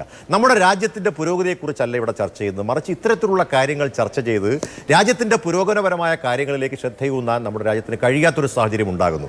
അതാണ് നമ്മളിവിടെ ഏറ്റവും പ്രധാനമായിട്ട് നമ്മൾ അഡ്രസ്സ് ചെയ്യേണ്ട ഒരു പ്രധാനപ്പെട്ട കാര്യം. അവരെ സംബന്ധിച്ചിടത്തോളം രാജ്യം മുന്നോട്ട് പോകണമെന്നല്ല, പട്ടിണിപ്പാവങ്ങളുടെ പ്രശ്നങ്ങൾ പരിഹരിക്കണമെന്നല്ല, നമുക്ക് ഈ രാജ്യത്തിൻ്റെ ഈ പണപ്പെരുപ്പം കുറച്ചുകൊണ്ടുവരണം, വിലക്കയറ്റം കുറച്ചുകൊണ്ടുവരണം എന്നല്ല, ഇവിടെ ഇനി എത്ര അമ്പലങ്ങൾ ബാക്കിയുണ്ട്, എത്ര അമ്പലങ്ങൾ ഇതിനടിയിൽ കിടക്കുന്നുണ്ട് എന്നത് ചർച്ച ചെയ്യാനാണ് BJP യുടെ താല്പര്യപ്പെടുന്നത്. അതിൻ്റെ അർത്ഥം രാജ്യം മുന്നോട്ട് പോയാലും ഇല്ലെങ്കിലും കുഴപ്പമില്ല, നമുക്കിവിടെ കുട്ടിച്ചോറാക്കണം, ഇവിടെയൊക്കെ നശിപ്പിച്ച് ഈ രാജ്യത്തിൻ്റെ മതേതര സ്വഭാവമില്ലാതാക്കി ഈ രാജ്യം ഇപ്പോൾ നേരത്തെ അഭിലാഷ് സൂചിപ്പിച്ചതുപോലെ ബംഗ്ലാദേശിൽ എങ്ങനെയാണോ നടക്കുന്നത് അതൊക്കെ തന്നെ ഇവിടെ നടക്കണമെന്നാണ് ഈ നമ്മുടെ BJP യുടെ സുഹൃത്തുക്കളൊക്കെ ആഗ്രഹിക്കുന്നത്. അതുകൊണ്ടാണ് ഈ വിഷയം ശക്തമായി മുന്നോട്ട് കൊണ്ടുവരാൻ, അല്ലെങ്കിൽ ഏറ്റെടുത്ത് മുന്നോട്ട് കൊണ്ടുവരണം. ഇവിടെ ശ്രീ അരുൺകുമാർ, രാമ ജന്മഭൂമി എന്ന് വിശ്വസിക്കപ്പെടുന്ന അയോധ്യയിൽ രാമന്റെ വലിയ ക്ഷേത്രം ഉണ്ടാവുന്നു. അതൊരു പൊളിറ്റിക്കൽ പ്രൊജക്റ്റായി മാറുന്നു, ഒരു ആത്മീയ പ്രൊജക്റ്റിനപ്പുറത്ത്. ഇപ്പോൾ ഈ സംഭാൽ എന്ന് പറയുന്നത് മഹാവിഷ്ണുവിൻ്റെ 10ാമത്തെ അവതാരം കൽക്കി കലിയുഗത്തിൽ ജന്മമെടുക്കും എന്ന് ഹിന്ദു മത വിശ്വാസികൾ വിശ്വസിക്കുന്ന സ്ഥലമാണ്, അവിടെ ക്ഷേത്രം വേണം എന്ന ആവശ്യമാണ് ഈ ലിറ്റിഗേഷൻ്റെ ഒക്കെ പുറകിൽ. അപ്പം ഇത് കോടതികൾ ആ നിലയ്ക്ക് എന്റർടൈൻ ചെയ്താൽ എങ്ങനെയാണ് ബാബറി കേസിൽ സുപ്രീം കോടതി വിധി ഉണ്ടായത് എന്നുള്ളത് നമ്മുടെ മുൻപിലുണ്ട്. ഇത് ഈ നിലയ്ക്ക് മുന്നോട്ട് പോവുകയാണ് എങ്കിൽ രാഷ്ട്രീയ പ്രശ്നത്തിനപ്പുറത്ത് ഇനി അങ്ങോട്ടുള്ള പതിറ്റാണ്ടുകളിലല്ല നൂറ്റാണ്ടുകളോളം ഏത് പള്ളിയുടെ കാര്യത്തിലും ഏത് ക്ഷേത്രത്തിന്റെ കാര്യത്തിലും ഏത് സ്ട്രക്ചറിന്റെ കാര്യത്തിലും ഇത് ആവർത്തിക്കപ്പെടാമല്ലോ. എന്തുകൊണ്ടാണ് ഒരു നിയമമുണ്ടായിട്ടും ഇത്തരത്തിലുള്ള ലിറ്റിഗേഷനുകൾ അവസാനിപ്പിക്കാനുള്ള ജാഗ്രത ഇന്ത്യയിലെ ജുഡീഷ്യറി കാണിക്കാത്തത്? അഭിലാഷേ, ഇപ്പൊ BJPയുടെ പ്രതിനിധി ഇവിടെ സ്ഥാപിക്കാൻ ശ്രമിച്ച രണ്ട് പ്രധാനപ്പെട്ട വാക്കുകൾ, ഒന്ന് തർക്കഭൂമി, ആ തർക്കഭൂമിക്ക് തീരുമാനമെടുക്കാൻ അധികാരം സിവിൽ കോടതിക്കേ ഉള്ളൂ എന്നതാണ്. രണ്ട്, ഇവിടെ പൈതൃക സമ്പത്തുകൾ സംരക്ഷിക്കാനുള്ള അധികാരവുമായി ബന്ധപ്പെട്ടുകൊണ്ടാണ്. എങ്ങനെയായി തർക്കഭൂമിയാകുന്നത്? ഇപ്പോ സംഫാല്, അജ്മീർ ദർഗ, ഡൽഹി ജുമാ മസ്ജിദ്, അതുപോലെ ഗ്യാൻ ബാബി, 500 കൊല്ലമായി ഇതൊന്നും തർക്കഭൂമി അല്ലല്ലോ. തർക്കഭൂമിയായത് കഴിഞ്ഞ 3-4 കൊല്ലത്തിൽ ഈ സംഘപരിവാർ ഭരണത്തിന്റെ കീഴിലല്ലേ.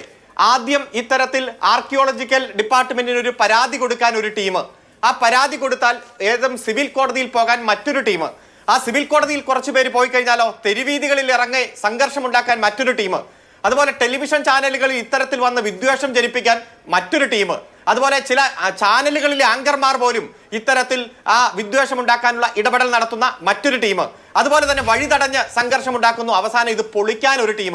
അങ്ങനെ പല അജണ്ട തീരുമാനിച്ച് ഒരു തർക്കവുമില്ലാത്ത ഭൂമിയെ തർക്കഭൂമിയാക്കി മാറ്റുന്ന അജണ്ടയാണ് നമ്മൾ കണ്ടത്. ഇപ്പൊ ബാബറി മസ്ജിദിന്റെ വിധി വന്നു. എന്താ സുപ്രീം കോടതി പറഞ്ഞേ? ചരിത്രത്തിലെ 4 തെറ്റുകൾ ചൂണ്ടിക്കാണിച്ചു. 1949 ബാലനായ രാമന്റെ വിഗ്രഹം കൊണ്ടുപോയി ബാബറി മസ്ജിദിൽ വയ്ക്കാൻ അവസരമുണ്ടാക്കിയത് ഒന്നാമത്തെ തെറ്റ്. 1986 ബാബറി മസ്ജിദിന്റെ ഗേറ്റ് മറ്റു മതവിഭാഗത്തിൽപ്പെട്ടവർക്ക് വേണ്ടി തുറന്നു കൊടുത്തത് രണ്ടാമത്തെ തെറ്റ്. 1989 ബാബറി മസ്ജിദിനുള്ളിൽ മറ്റു മതത്തിൽപ്പെട്ടവർക്ക് ആരാധനാ സ്വാതന്ത്ര്യം കൊടുത്തത് ചരിത്രത്തിലെ 3ാമത്തെ തെറ്റ്. 1992 ബാബറി മസ്ജിദിന്റെ താഴികക്കുടങ്ങൾ തച്ചു തകർക്കാൻ അനുവദിച്ചത് ഏറ്റവും വലിയ തെറ്റ്. ആ 4 തെറ്റുകൾ ചൂണ്ടിക്കാണിച്ചിട്ടല്ലേ സുപ്രീം കോടതി അതേ സ്ഥാനത്ത് തന്നെ പള്ളി പണിയാൻ അനുവദിക്കുന്ന സാഹചര്യം ഉണ്ടായത്?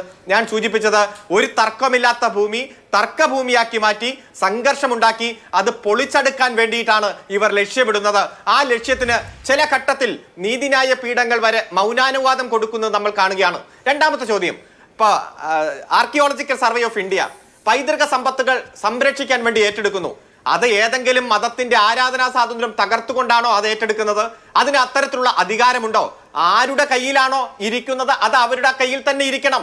1947 ഓഗസ്റ്റ് 15 സ്വാതന്ത്ര്യം കിട്ടുമ്പോൾ അമ്പലമായും പള്ളിയായും മറ്റ് ആരാധനാ സ്ഥാനങ്ങൾ അതേപോലെ തുടരാനാണ് ഈ 91 പാസാക്കിയ നിയമം അനുവദിക്കുന്നത്. അതിൽ എക്സെപ്ഷൻ ബാബറി മസ്ജിദുമായി ബന്ധപ്പെട്ടുകൊണ്ട് മാത്രമേ കൊടുത്തിട്ടുള്ളൂ. അത് സംരക്ഷിക്കാൻ വേണ്ടി ആർക്കിയോളജിക്കൽ സർവേ ഓഫ് ഇന്ത്യ ഇടപെടൽ നടത്തുമ്പോൾ ഈ പറഞ്ഞ ഏതെങ്കിലും വകുപ്പ് അത്തരത്തിൽ മണ്ണു മാന്താനും സർവേ നടത്താനും അത് പൊളിച്ചടക്കാനുമുള്ള അധികാരം കൊടുക്കുന്നില്ല. അപ്പം മനഃപൂർവ്വം സംഘർഷം സൃഷ്ടിക്കുകയാണ്, ഈ രാജ്യത്തിന്റെ മതനിരപേക്ഷ കാഴ്ചപ്പാടുകളെ തകർക്കുകയാണ്, അതുപോലെ ഐക്യത്തെയും അഖണ്ഡതയെയും മമതയെയും തകർക്കുകയാണ്. അതിനു വേണ്ടിയിട്ടുള്ള ഇടപെടലുകൾ ആദ്യം ഇത്തരത്തിൽ തർക്കഭൂമിയാക്കും, പരാതി കൊടുക്കും, പരാതി പരിഗണിക്കുന്നില്ലെന്ന് പറഞ്ഞ് സിവിൽ കോടതിയിൽ വരും, അതിനുവേണ്ടി സംഘർഷമുണ്ടാക്കും, നാട്ടിൽ കലാപമുണ്ടാക്കും, നിരവധി ആളുകളെ കൊന്നൊടുക്കും. ഇപ്പൊ പ്രതിപക്ഷ നേതാവ് അദ്ദേഹത്തിന്റെ നേതൃത്വത്തിലുള്ള ടീം ഈ സംഘർഷ മേഖലയൊന്ന് സന്ദർശിച്ചാൽ എന്താണ് കുഴപ്പം? ആ മരണപ്പെട്ടവരുടെ വീട് സന്ദർശിച്ചാൽ എന്താണ് കുഴപ്പം? പരിക്കേറ്റ നിരവധി ആളുകളുണ്ടല്ലോ. ഇപ്പൊ പറഞ്ഞത് വെടിവെച്ച് കൊന്നതാണെന്നതിന് എന്താണ് തെളിവ്? പയ്യെ അല്ല ചെറുതായിട്ടൊന്ന് വെടിവെച്ചതാണോ അതോ സ്വയം ഏറ്റുമുട്ടി മരിച്ചതാണോ എന്നതിനെ കുറിച്ചിട്ടായിരിക്കും ഇനി ചർച്ച. അവസാനം പറയും സ്വയം ഏറ്റുമുട്ടി മരിച്ചതാണ് എന്ന് വരും. ഒരു പത്രത്തിനും അന്തസ്സോടെ ധൈര്യത്തോടെ വാർത്ത കൊടുക്കാൻ സ്വാതന്ത്ര്യമില്ലല്ലോ.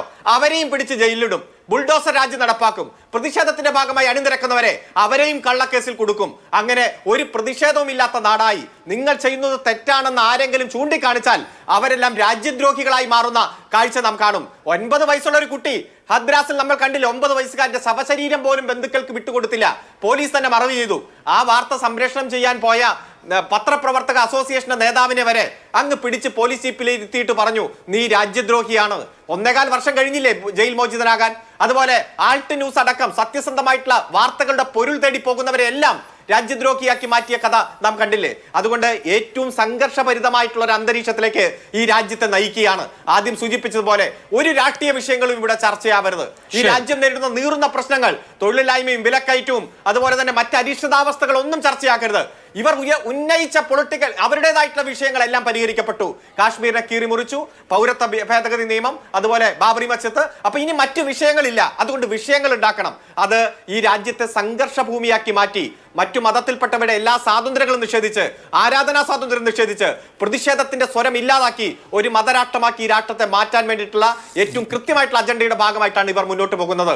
അതുകൊണ്ട് ജനങ്ങൾ തെരുവീതികളിൽ ഇറങ്ങും, പ്രതിഷേധം ഉന്നയിക്കും, പരമോന്നത നീതിപീഠത്തിന്റെ ശ്രദ്ധയിൽ കൊണ്ടുവരും. ഉജ്ജ്വലമായിട്ടുള്ള പ്രക്ഷോഭം ഈ രാജ്യത്ത് വളർന്നു വരും. ആ പ്രക്ഷോഭം തന്നെയാണ് ഈ നാട് ആവശ്യപ്പെടുന്നത്. ശരി, ഓക്കെ. ശ്രീ പ്രമോദ് പുഴങ്കര, ഇവിടെ ഒരു സംഭൽ മാത്രമല്ല ഉണ്ടാവുക. കാശിയിൽ വിശ്വനാഥ ക്ഷേത്രത്തിന് സമീപം ഒറ്റ മതിലിന് അപ്പുറത്ത് നിൽക്കുന്ന ഗ്യാൻവാബി മസ്ജിദ്, അതും ഔറംഗസേബിൻ്റെ കാലം മുതൽ ചിരപുരാതനമായ പള്ളിയാണ്. അതുപോലെ തന്നെയാണ് കൃഷ്ണ ജന്മഭൂമി എന്ന് അവകാശപ്പെടുന്ന മധുരയിൽ ഉള്ള ഷാഹി മസ്ജിദ്, ഈദ്ഗാഹ് മസ്ജിദ്, ഇപ്പോൾ സംഭലിലെ മസ്ജിദ്, ഇന്ത്യയിലെ സൂഫി പാരമ്പര്യത്തിൻ്റെ അടയാളമായി കാണുന്ന അജ്മീറിലെ ദർഗ, ഇങ്ങനെ ചരിത്രപരമായി പരമ്പരാഗതമായി ഇന്ത്യയിലെ മുഗൾ ആർക്കിടെക്ചറിൻ്റെയും മുസ്ലിം പൈതൃകത്തിൻ്റെയും ഒക്കെ ശേഷിപ്പുകളായ അടയാളപ്പെടുത്തലുകളായി മാറുന്ന മൗണമെൻറ്റുകൾ എന്ന് വിശേഷിപ്പിക്കാൻ കഴിയുന്ന ആരാധനാലയങ്ങളുടെ മുകളിലാണ് അവകാശവാദം വരുന്നത്. അത് ഈ നിലയ്ക്ക് എൻ്റർടൈൻ ചെയ്യപ്പെട്ടു പോയാൽ എങ്ങോട്ട് എന്നൊരു പ്രശ്നമുണ്ടല്ലോ. ബാബറി മസ്ജിദ് കേസിൻ്റെ ഒരു ഫൗണ്ടേഷൻ അവിടെ കിടക്കുന്നുണ്ട്.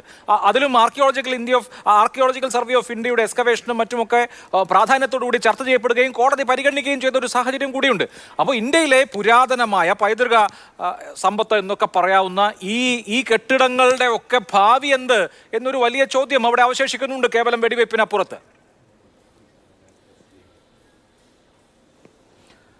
ഈ കെട്ടിടങ്ങളുടെ ഭാവി, ഒരു പൈതൃക സമ്പത്തുകളുടെ അല്ലെങ്കിൽ മോണമെൻസിൻ്റെ, സ്മാരകങ്ങളുടെ, ഇത്തരത്തിലുള്ള വലിയ സ്മാരകങ്ങളുടെയൊക്കെ ഭാവി എന്നുള്ളത് നമ്മൾ അതിൻ്റെ ഭാവിയും വർത്തമാനവും ഭൂതവുമൊക്കെ മതവുമായിട്ട് ബന്ധപ്പെടുത്തി കാണുക, അത് മതവുമായിട്ട് ചേർത്ത് അതിനെ ചർച്ച ചെയ്യുക, ഒരു രാജ്യത്തിൻ്റെ, ഒരു സമൂഹത്തിൻ്റെ എല്ലാ വിധത്തിലുള്ള വ്യവഹാരങ്ങളെയും മതബദ്ധമാക്കുക എന്നുള്ളത് ഹിന്ദുത്വ വർഗീയ ഫാഷിസ്റ്റുകളിലെ ഏത് മതവർഗീയതയുടെയും അടിസ്ഥാന പ്രമാണം അതാണ്. അത് വെച്ചാണ് അവർ പ്രവർത്തിക്കുന്നത്.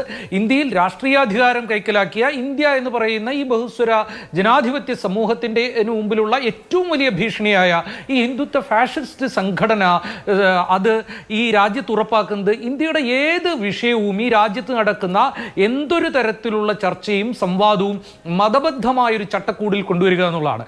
അതുകൊണ്ടാണ് അവർ താജ്മഹൽ എന്നാൽ തേജോ മഹാലയമാണെന്ന് പറയും, കുത്തുബ് മീനാറിൻ്റെ അടിയിൽ ഗണപതിയുടെ വിഗ്രഹമുണ്ടെന്ന് പറയും, നിങ്ങൾ കാണുന്ന ഓരോ പള്ളിയും അമ്പലം തകർത്തിട്ട് മുഗൾ രാജാക്കന്മാരുണ്ടായതാണെന്ന് പറയും. അതായത് ചരിത്രത്തിൻ്റെ നാൾവഴികളെ ഒരു ചരിത്ര വിദ്യാർത്ഥിയുടെയോ അതിൻ്റെ ഒരു സാമൂഹ്യ നിർമ്മാണത്തിൻ്റെയോ നാഗരികതകളുടെ വികാസത്തിൻ്റെയോ അടിസ്ഥാനത്തിൽ കാണുകയും അത്തരത്തിലുള്ളൊരു വിശാല വീക്ഷണത്തിൻ്റെ അടിസ്ഥാനത്തിൽ സമീപിക്കുകയും ചെയ്യാതെ വളരെ സങ്കുചിതമായ വെറുപ്പിൻ്റെയും വർഗീയതയുടെയും അടിസ്ഥാനത്തിൽ സമൂഹത്തിൽ വേർതിരിവുണ്ടാക്കുന്ന ഒന്നാക്കി അതിനെ പ്രതിഷ്ഠിക്കുകയും ഈ രാജ്യത്തിൻ്റെ രാഷ്ട്രീയ സാമൂഹ്യ ശരീരത്തെ മുഴുവൻ മതവർഗീയതയുടെ വിഷവിത്തുകളും വിഷവും കൊണ്ട് കുത്തി നിറയ്ക്കുകയും ചെയ്യുകയും ആ വെറുപ്പിൻ്റെ രാഷ്ട്രീയം കൊണ്ട് രാഷ്ട്രീയാധികാരം കൈക്കലാക്കുകയും ചെയ്യുകയാണ് സംഘപരിവാറിൻ്റെ ഹിന്ദുത്വ രാഷ്ട്രീയ പ്രത്യയശാസ്ത്ര പദ്ധതി. ഈ പദ്ധതി ഏറ്റവും ഭംഗിയായിട്ട് അവരുടെ ഭാഗത്തു നിന്ന് നോക്കിയാൽ ഏറ്റവും സജീവമായും ഏറ്റവും ചടുലമായും പ്രയോഗിക്കുകയും അത് ഒരു തരത്തിൽ വിജയത്തിലെത്തുകയും അവരുടെ രാഷ്ട്രീയ അധികാരം കൈക്കൊള്ളുന്നതിന് അവരെ സഹായിക്കുകയും ചെയ്ത പരിപാടിയാണ് ബാബറി മസ്ജിദ് തകർക്കുക എന്നതിലേക്ക് എത്തി നിന്നത്. ഇങ്ങനെ ബാബറി മസ്ജിദ് തകർക്കുക എന്നതിലേക്ക് എത്തി നിന്ന് ഈ രാഷ്ട്രീയ പരിപാടിയുടെ മറ്റു രൂപങ്ങളാണ് ഇന്ത്യയിലെമ്പാടും അവരിപ്പോഴും പരീക്ഷിക്കാൻ ശ്രമിക്കുന്നത്. അതായത് സമൂഹത്തിൽ എല്ലാ കാലത്തും ചെറിയ ചെറിയ കലാപങ്ങൾ ഉണ്ടാക്കുക എന്നുള്ളത് ഇവരുടെ പദ്ധതിയാണ്. ഇന്ത്യയിലത്തെ ഏത് വലിയ വർഗീയ കലാപം എടുത്തു നോക്കിയാലും നിങ്ങൾക്ക് കാണാവുന്നത്, അതിൻ്റെ കമ്മീഷൻ റിപ്പോർട്ടുകളും അതിൻ്റെ ചരിത്ര പഠനങ്ങളുമായാലും നിങ്ങൾക്ക് കാണാവുന്ന ഒരു കാര്യം, അതിൻ്റെ ഒരു പക്ഷത്ത്, അതിൻ്റെ ഒരു ഭാഗത്ത് അക്രമികളുടെയും ഹിംസയുടെയും ഏറ്റവും സജീവമായ വാളുകളും ഏന്തിക്കൊണ്ട് നിന്നത് RSS എന്ന് പറയുന്ന രാഷ്ട്രീയ സ്വയം സേവക് സംഘ് എന്ന് പറയുന്ന ഹിന്ദുത്വ ഫാഷിസ്റ്റ് സംഘടനയാണ്. ആ സംഘടനയുടെ നേതാവ് ഇപ്പോൾ ഇവിടെ പറഞ്ഞ മോഹൻ ഭഗവത് പറഞ്ഞു ഇനി എല്ലാ പള്ളികളുടെ അടി കുഴിക്കേണ്ട എന്ന് പറയുന്നത് അത് വെറും കാപട്യമാണ്. ഒരു സ്ഥലത്ത് ബഗൽമേം റാം മൂമേ റാം ബഗൽമേം ചോരി എന്ന് പറഞ്ഞ പോലെ പറയുന്നത് ദൈവ മന്ത്രമായിരിക്കുമെങ്കിലും അരികത്തുകൂടി കളവ് നടത്തുന്ന തരത്തിലുള്ള കാപട്യമാണ് ഫാഷിസ്റ്റുകൾ ഇവിടെ നടത്തുന്നത്, ഹിന്ദുത്വ ഫാഷിസ്റ്റുകൾ. ഇത് അവരുടെ ചരിത്രം പറയുന്നൊന്നാണല്ലോ. ഇത് ഇന്ത്യയെ എങ്ങനെ ബാധിക്കുന്നു എന്നുള്ളതാണ് നമ്മളിപ്പോൾ കണ്ടുകൊണ്ടിരിക്കുന്നത്. ഇത് മാത്രമല്ല, ഇതിൽ സുപ്രീം കോടതി ചെയ്ത വലിയൊരു തെറ്റെന്ന് പറയുന്നത്, അന്നത്തെ ചീഫ് ജസ്റ്റിസ് ചന്ദ്രചൂഡ് ചെയ്ത വലിയൊരു തെറ്റ് എന്ന് പറയുന്നത്, ചന്ദ്രചൂഡ് ആ കോടതിയുടെ ബെഞ്ചിന് നേതൃത്വം നൽകുന്ന ആളെന്നുള്ള നിലയിൽ ചെയ്തത്, കോടതി എന്താ പറഞ്ഞത്? കോടതി പറഞ്ഞത് പ്ലേസസ് ഓഫ് വർഷിപ്പ് ആക്ട് 1991 പ്രകാരം ഏതെങ്കിലും ഒരു വർഷിപ്പ് പ്ലേസിന്റെ സ്വഭാവത്തെ മാറ്റുകയോ അത് കൈമാറുകയോ തകർക്കുകയോ ഒക്കെ ചെയ്യുന്ന തരത്തിലുള്ള പരിപാടികളൊന്നും പാടില്ലെങ്കിലും അതിന്റെ ക്യാരക്ടർ അസർട്ടൈൻ ചെയ്യുന്നത്, ഇത് എന്ത് തരത്തിലാണ് ഇത് എന്നുള്ളത് അസർട്ടൈൻ ചെയ്യുന്നതിൽ, ക്യാരക്ടർ അസർട്ടൈൻ ചെയ്യുന്നതിൽ തെറ്റില്ല എന്ന് പറഞ്ഞു. ഒരു പണ്ടോര ബോക്സ് തുറക്കുക മാത്രമല്ല, ഇന്ത്യയിലെ ഹിന്ദുത്വ വർഗീയതയ്ക്ക് ഏറ്റവും വലിയൊരു ആയുധം അണിയിച്ചു കൊടുക്കുക കൂടിയാണ് വീണ്ടും ചെയ്തത്. അല്ലെങ്കിൽ ബാബറി, ഈ പ്ലേസസ് ഓഫ് വർഷിപ്പ് ആക്ടിൽ ഒരു എക്സെപ്ഷനായിട്ട് കൊടുത്ത ബാബറി മസ്ജിദ് തർക്കം അത് എന്ന് പറയുന്ന അത് അന്ന് നിലനിന്നിരുന്ന ഒരു സ്യൂട്ടിന്റെ അടിസ്ഥാനത്തിൽ കൂടിയാണ്. പിന്നീട് മറ്റൊന്നിനും അത് ബാധിക്കില്ല എന്നുള്ളത് കൂടി ഉറപ്പാക്കിയ ഒരു ആക്ടിനെ തള്ളിപ്പറയുകയും ഏത് പള്ളിയും അമ്പലമാണോ എന്ന് സർവേ നടത്തുന്നതിന് അതിനടിയിൽ കല്ലുകൾ ഉണ്ടായിരുന്നോ വിഗ്രഹം ഉണ്ടായിരുന്നോ നോക്കുന്നതിനൊക്കെയുള്ള വലിയൊരു സാധ്യത കൂടിയാണ് അവർ കൊടുത്തത്.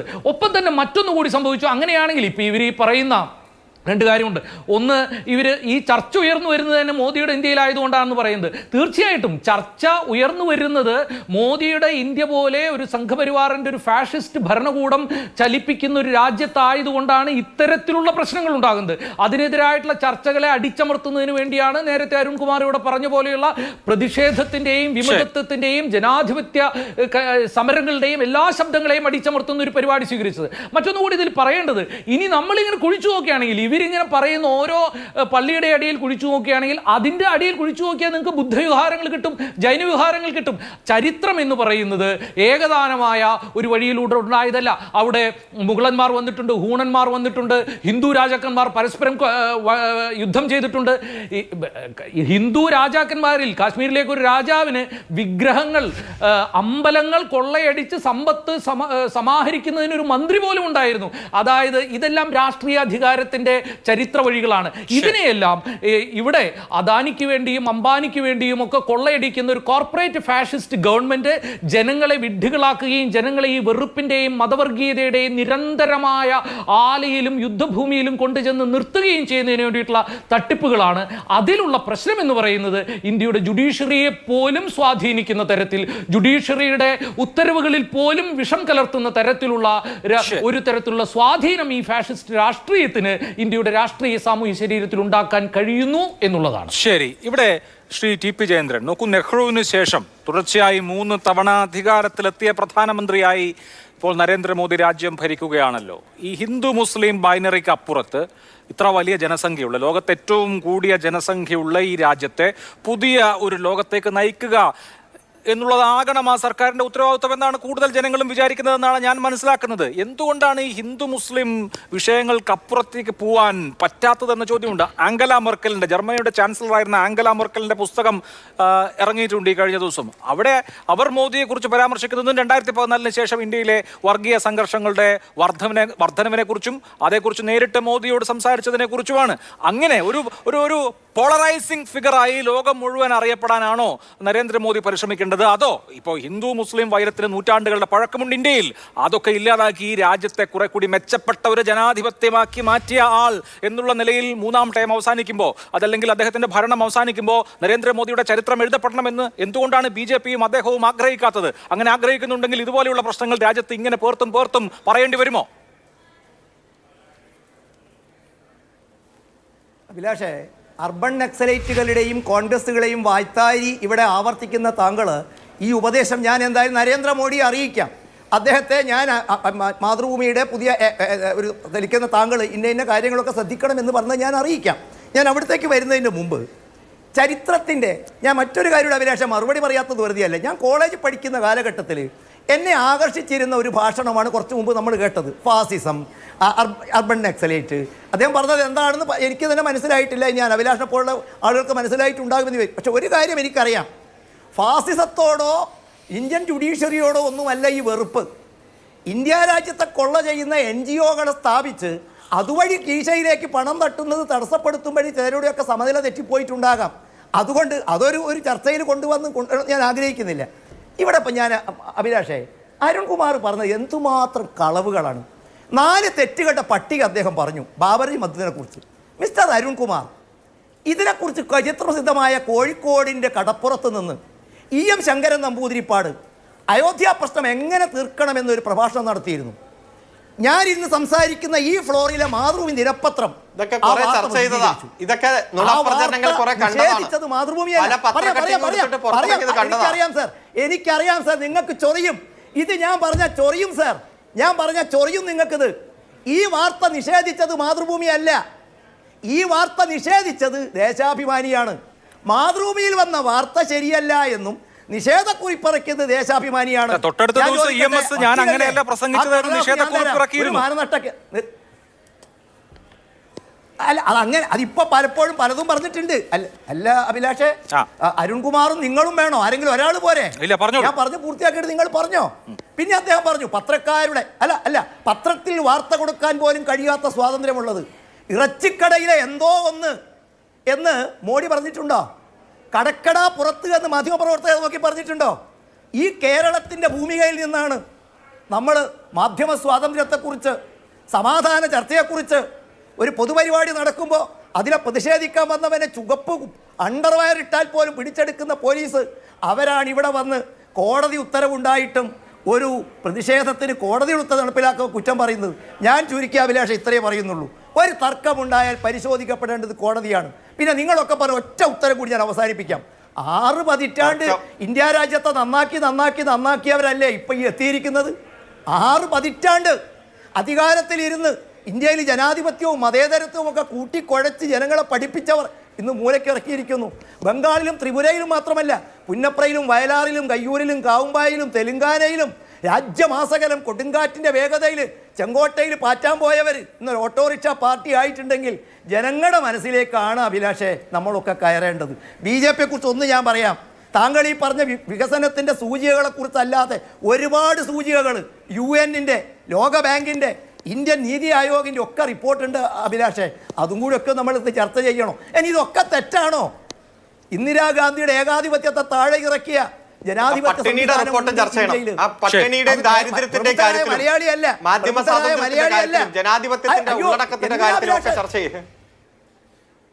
അയ്യോ അല്ല എന്തിനാ ഈ അരുൺകുമാർ എന്തിനാ എൻ്റെ അവസരത്തിൽ അസ്വസ്ഥമാകുന്നത്? നിങ്ങൾ പറഞ്ഞോ, ഞാൻ കേട്ടിരിക്കും. എന്തിനാണ് ഈ ചൊറിച്ചില്? ഞാൻ ചോദിക്കട്ടെ, ഇന്ത്യൻ ജനാധിപത്യത്തിന്റെ പ്രചരണത്തിന്റെ കരുത്തറിയാവുന്നവർ ഇന്ന് സാർ വെറും 3-ലേക്ക് ഒതുങ്ങിയിട്ടുണ്ടെങ്കിൽ രാഷ്ട്രീയം ചർച്ച ചെയ്യുന്ന യോഗത്തുനിന്ന് ആളുകൾ ഇറങ്ങി വന്ന് ഞങ്ങളുടെ കൂടെ കൂട്ടുന്നുവെങ്കിൽ രാഷ്ട്രീയം ചർച്ച ചെയ്യാനാണ് ഞങ്ങൾക്ക് ഇഷ്ടം. രാഷ്ട്രീയം ചർച്ച ചെയ്തെടുത്തു നിന്നാണ് ഇറങ്ങിപ്പോക്ക് നടക്കുന്നത്. അവർ ചേക്കേറുന്നത് ഇന്ന് എവിടെയാണെന്ന് നിങ്ങൾക്കറിയാലോ. അതുകൊണ്ട് രാഷ്ട്രീയമൊക്കെ നമുക്ക് ചർച്ച ചെയ്യാം, രാഷ്ട്രീയമായി സംവാദങ്ങൾ ഉണ്ടാകാം.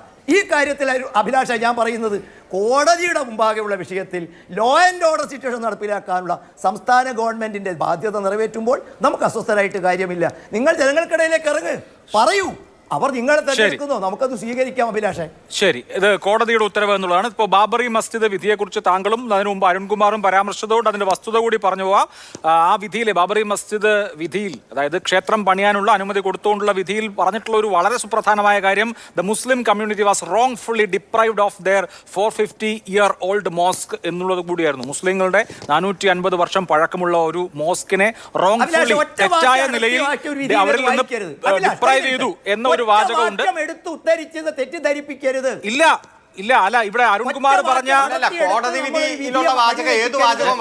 വിധിയിൽ അങ്ങനെ പറഞ്ഞിട്ടുണ്ട് എന്നേ ഞാൻ പറഞ്ഞുള്ളൂ. കോടതി വിധി അത് മാത്രമാണെന്നല്ലോ, കോടതി വിധി അത് മാത്രമാണ് എന്നല്ലല്ലോ പറഞ്ഞത്. ഒപ്പം ഇവിടെ അരുൺകുമാർ സൂചിപ്പിച്ച ആ ചരിത്ര സന്ദർഭങ്ങളല്ല പൂർണ്ണമായും. കോടതി സീരിയസ് വയലേഷൻ ഓഫ് ലോ ആയി പറഞ്ഞ 3 സന്ദർഭങ്ങൾ. അഭിലാഷ്, ഞാൻ നിങ്ങളുടെ ഫോണിലേക്ക് ഒറ്റ മിനിറ്റ് ഒരു കാര്യം അഭിലാഷ്, ഞാൻ നിങ്ങളുടെ ഫോണിലേക്ക് ഞാൻ ഈ പറഞ്ഞതിന്റെ സപ്പോർട്ട് എവിഡൻസ് മുഴുവൻ അയച്ചിട്ടുണ്ട്. 2 ട്വീറ്റ് അല്ലേ ഉത്തർപ്രദേശിലെ പോലീസ് ഇൻസ്പെക്ടറുടെ ക്ലെയിം അല്ലേ ഞാൻ കണ്ടു. ഞാനിപ്പോ ഈ ബാബറി വിധിയിലെ 3 സീരിയസ് വയലേഷൻ എന്ന് കോടതി പറഞ്ഞിട്ടുള്ള മോസ്കിനെ കുറിച്ച് പറഞ്ഞ 3 സീരിയസ് വയലേഷൻ. ഒന്ന് 1943 the court held that damage suffered by the mosque in 1934, the desecration in 1949 and the eventual destruction of Babri Masjid on December 6, 1992. ഈ 3 കാര്യങ്ങളാണ് സീരിയസ് വയലേഷൻസ് ആയി ഈ കാര്യത്തിൽ കോടതി പറഞ്ഞിട്ടുള്ളത്. താങ്കൾ വാട്സാപ്പിൽ അയച്ച കാര്യങ്ങൾ എനിക്ക് കിട്ടി. അത് ഉത്തർപ്രദേശ് പോലീസിന്റെ ക്ലെയിം. അതായത് അവിടെ വേറെ കാർട്രിഡ്ജ് കണ്ടു, എന്നുള്ളതായിരുന്നു. എന്തായാലും നമുക്ക് ഈ മരിച്ച 5 പേരുടെയും ശരീരത്തിൽ ഉണ്ടായിരുന്നത് ഏത് കാർട്രിഡ്ജാണ് എന്നതിനെ സംബന്ധിച്ച ഒരു വസ്തുതാന്വേഷണ സംഘത്തെ അങ്ങോട്ട് അയക്കുന്നേ മൂടി വെക്കേണ്ട കാര്യമൊന്നുമില്ലല്ലോ. അങ്ങനെ തെളിയിക്കാനോ ഉത്തർപ്രദേശ് പോലീസിനെ കുറിച്ച് സീരിയസ് ആയ അലിഗേഷൻ ഉണ്ട്. ഉത്തർപ്രദേശ് പോലീസിന് അത് ക്ലെയിം ഈ പറഞ്ഞ ക്ലെയിംസ് തെളിയിക്കാന്നേ വരട്ടെ. അവിടെ പ്രതിപക്ഷ നേതാവിനെ പോലും കടത്തുന്നില്ലല്ലോ, പിന്നെയല്ലേ ബാക്കിയുള്ള ആളുകളെ. നമുക്കത് നോക്കാം. ഒരു പോലീസ് വെടിവെച്ചു എന്ന് പറഞ്ഞതാണ് ഞാൻ എന്നെ പ്രകോപിപ്പിച്ചത്. അതെ ആയിക്കോട്ടെ, പോലീസ് അല്ല വെടിവെച്ചത് എങ്കിൽ പോലീസിന് അത് തെളിയിക്കാം.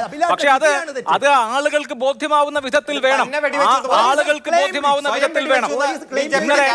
ഇന്നലെ ഉത്തർപ്രദേശിന്റെ മുൻ മുഖ്യമന്ത്രിയായ അഖിലേഷ് യാദവ് പാർലമെന്റിൽ പ്രസംഗിച്ചത് പോലീസ് വെടിവെച്ചതിനെ കുറിച്ചും അതിന്റെ കാര്യങ്ങളെ കുറിച്ചുമാണ്. അതല്ല വസ്തുതയെങ്കിൽ ഉത്തർപ്രദേശിന്റെ മുൻ മുഖ്യമന്ത്രിയായിരുന്ന അഖിലേഷ് യാദവ് പറയുന്നതല്ല വസ്തുതയെങ്കിൽ UP പോലീസിന് തെളിയിക്കാം. അത് ഈ നാട്ടിലെ മനുഷ്യർക്ക് ബോധ്യമാവുന്ന വിധത്തിൽ തെളിയിക്കാൻ ആ ഏജൻസിക്ക് കഴിയട്ടെ എന്നുള്ളത് മാത്രമേ ഉള്ളൂ. എനിക്കൊരു ഇടവേള അത്യാവശ്യമാണ്. ഇടവേളയ്ക്ക് ശേഷം സമയം പോലെ മടങ്ങി. ചർച്ച അവസാന മിനിറ്റുകളിലാണ്. GV ഹരി, വളരെ ഗുരുതരമായിട്ടുള്ള സമൂഹത്തിന് നിരക്കാത്ത പോളറൈസേഷൻ ഉണ്ടാക്കുന്ന കാര്യങ്ങൾ വീണ്ടും വീണ്ടും സംഭവിക്കുമ്പോൾ ഇന്ത്യയിലെ ഏറ്റവും വലിയ രണ്ടാമത്തെ പാർട്ടിയാണ് കോൺഗ്രസ് പാർട്ടി. ആ തീ കെടുത്താൻ കോൺഗ്രസ് പാർട്ടിക്ക് എന്തൊക്കെ ചെയ്യാൻ കഴിയും? രാഹുൽ ഗാന്ധി അവിടേക്ക് പോയി നോക്കൂ. നമുക്ക് ചരിത്രത്തിൽ മുന്നുദാഹരണങ്ങളുണ്ട്. ഇതുപോലെയാണ് ഇന്ദിരാഗാന്ധി ഭരണഭ്രഷ്ടയായ സമയത്ത് എങ്ങനെയാണ് അവർ ബീഹാറിലേക്ക് പോയത്, ബെൽച്ചിയിലേക്ക് പോയത് എന്നുള്ളതിൻ്റെ ഉദാഹരണമുണ്ട്. ആനപ്പുറത്ത് കയറി പോകുന്ന ഇന്ദിരാഗാന്ധിയെ നമ്മൾ കണ്ടിട്ടുണ്ട്. അറസ്റ്റിലായ വേളയിൽ ഇറങ്ങി റോഡിൽ കുത്തിയിരിക്കുന്ന ഇന്ദിരാഗാന്ധിയെ നമ്മൾ കണ്ടിട്ടുണ്ട്. അങ്ങനെ ഒരു പ്രക്ഷോഭകയായിരുന്നു ഇന്ദിരാഗാന്ധി. ആ ഇന്ദിരാഗാന്ധിയുടെ കൊച്ചുമക്കളാണ് രാഹുലും പ്രിയങ്കയും ഒക്കെ. പോലീസ് തടഞ്ഞാൽ ഉടനെ തിരിച്ച് ഡൽഹിയിലേക്ക് പോകാനാണോ ഇന്ത്യയുടെ പ്രതിപക്ഷ നേതാവും പ്രിയങ്ക ഗാന്ധിയും ഒക്കെ?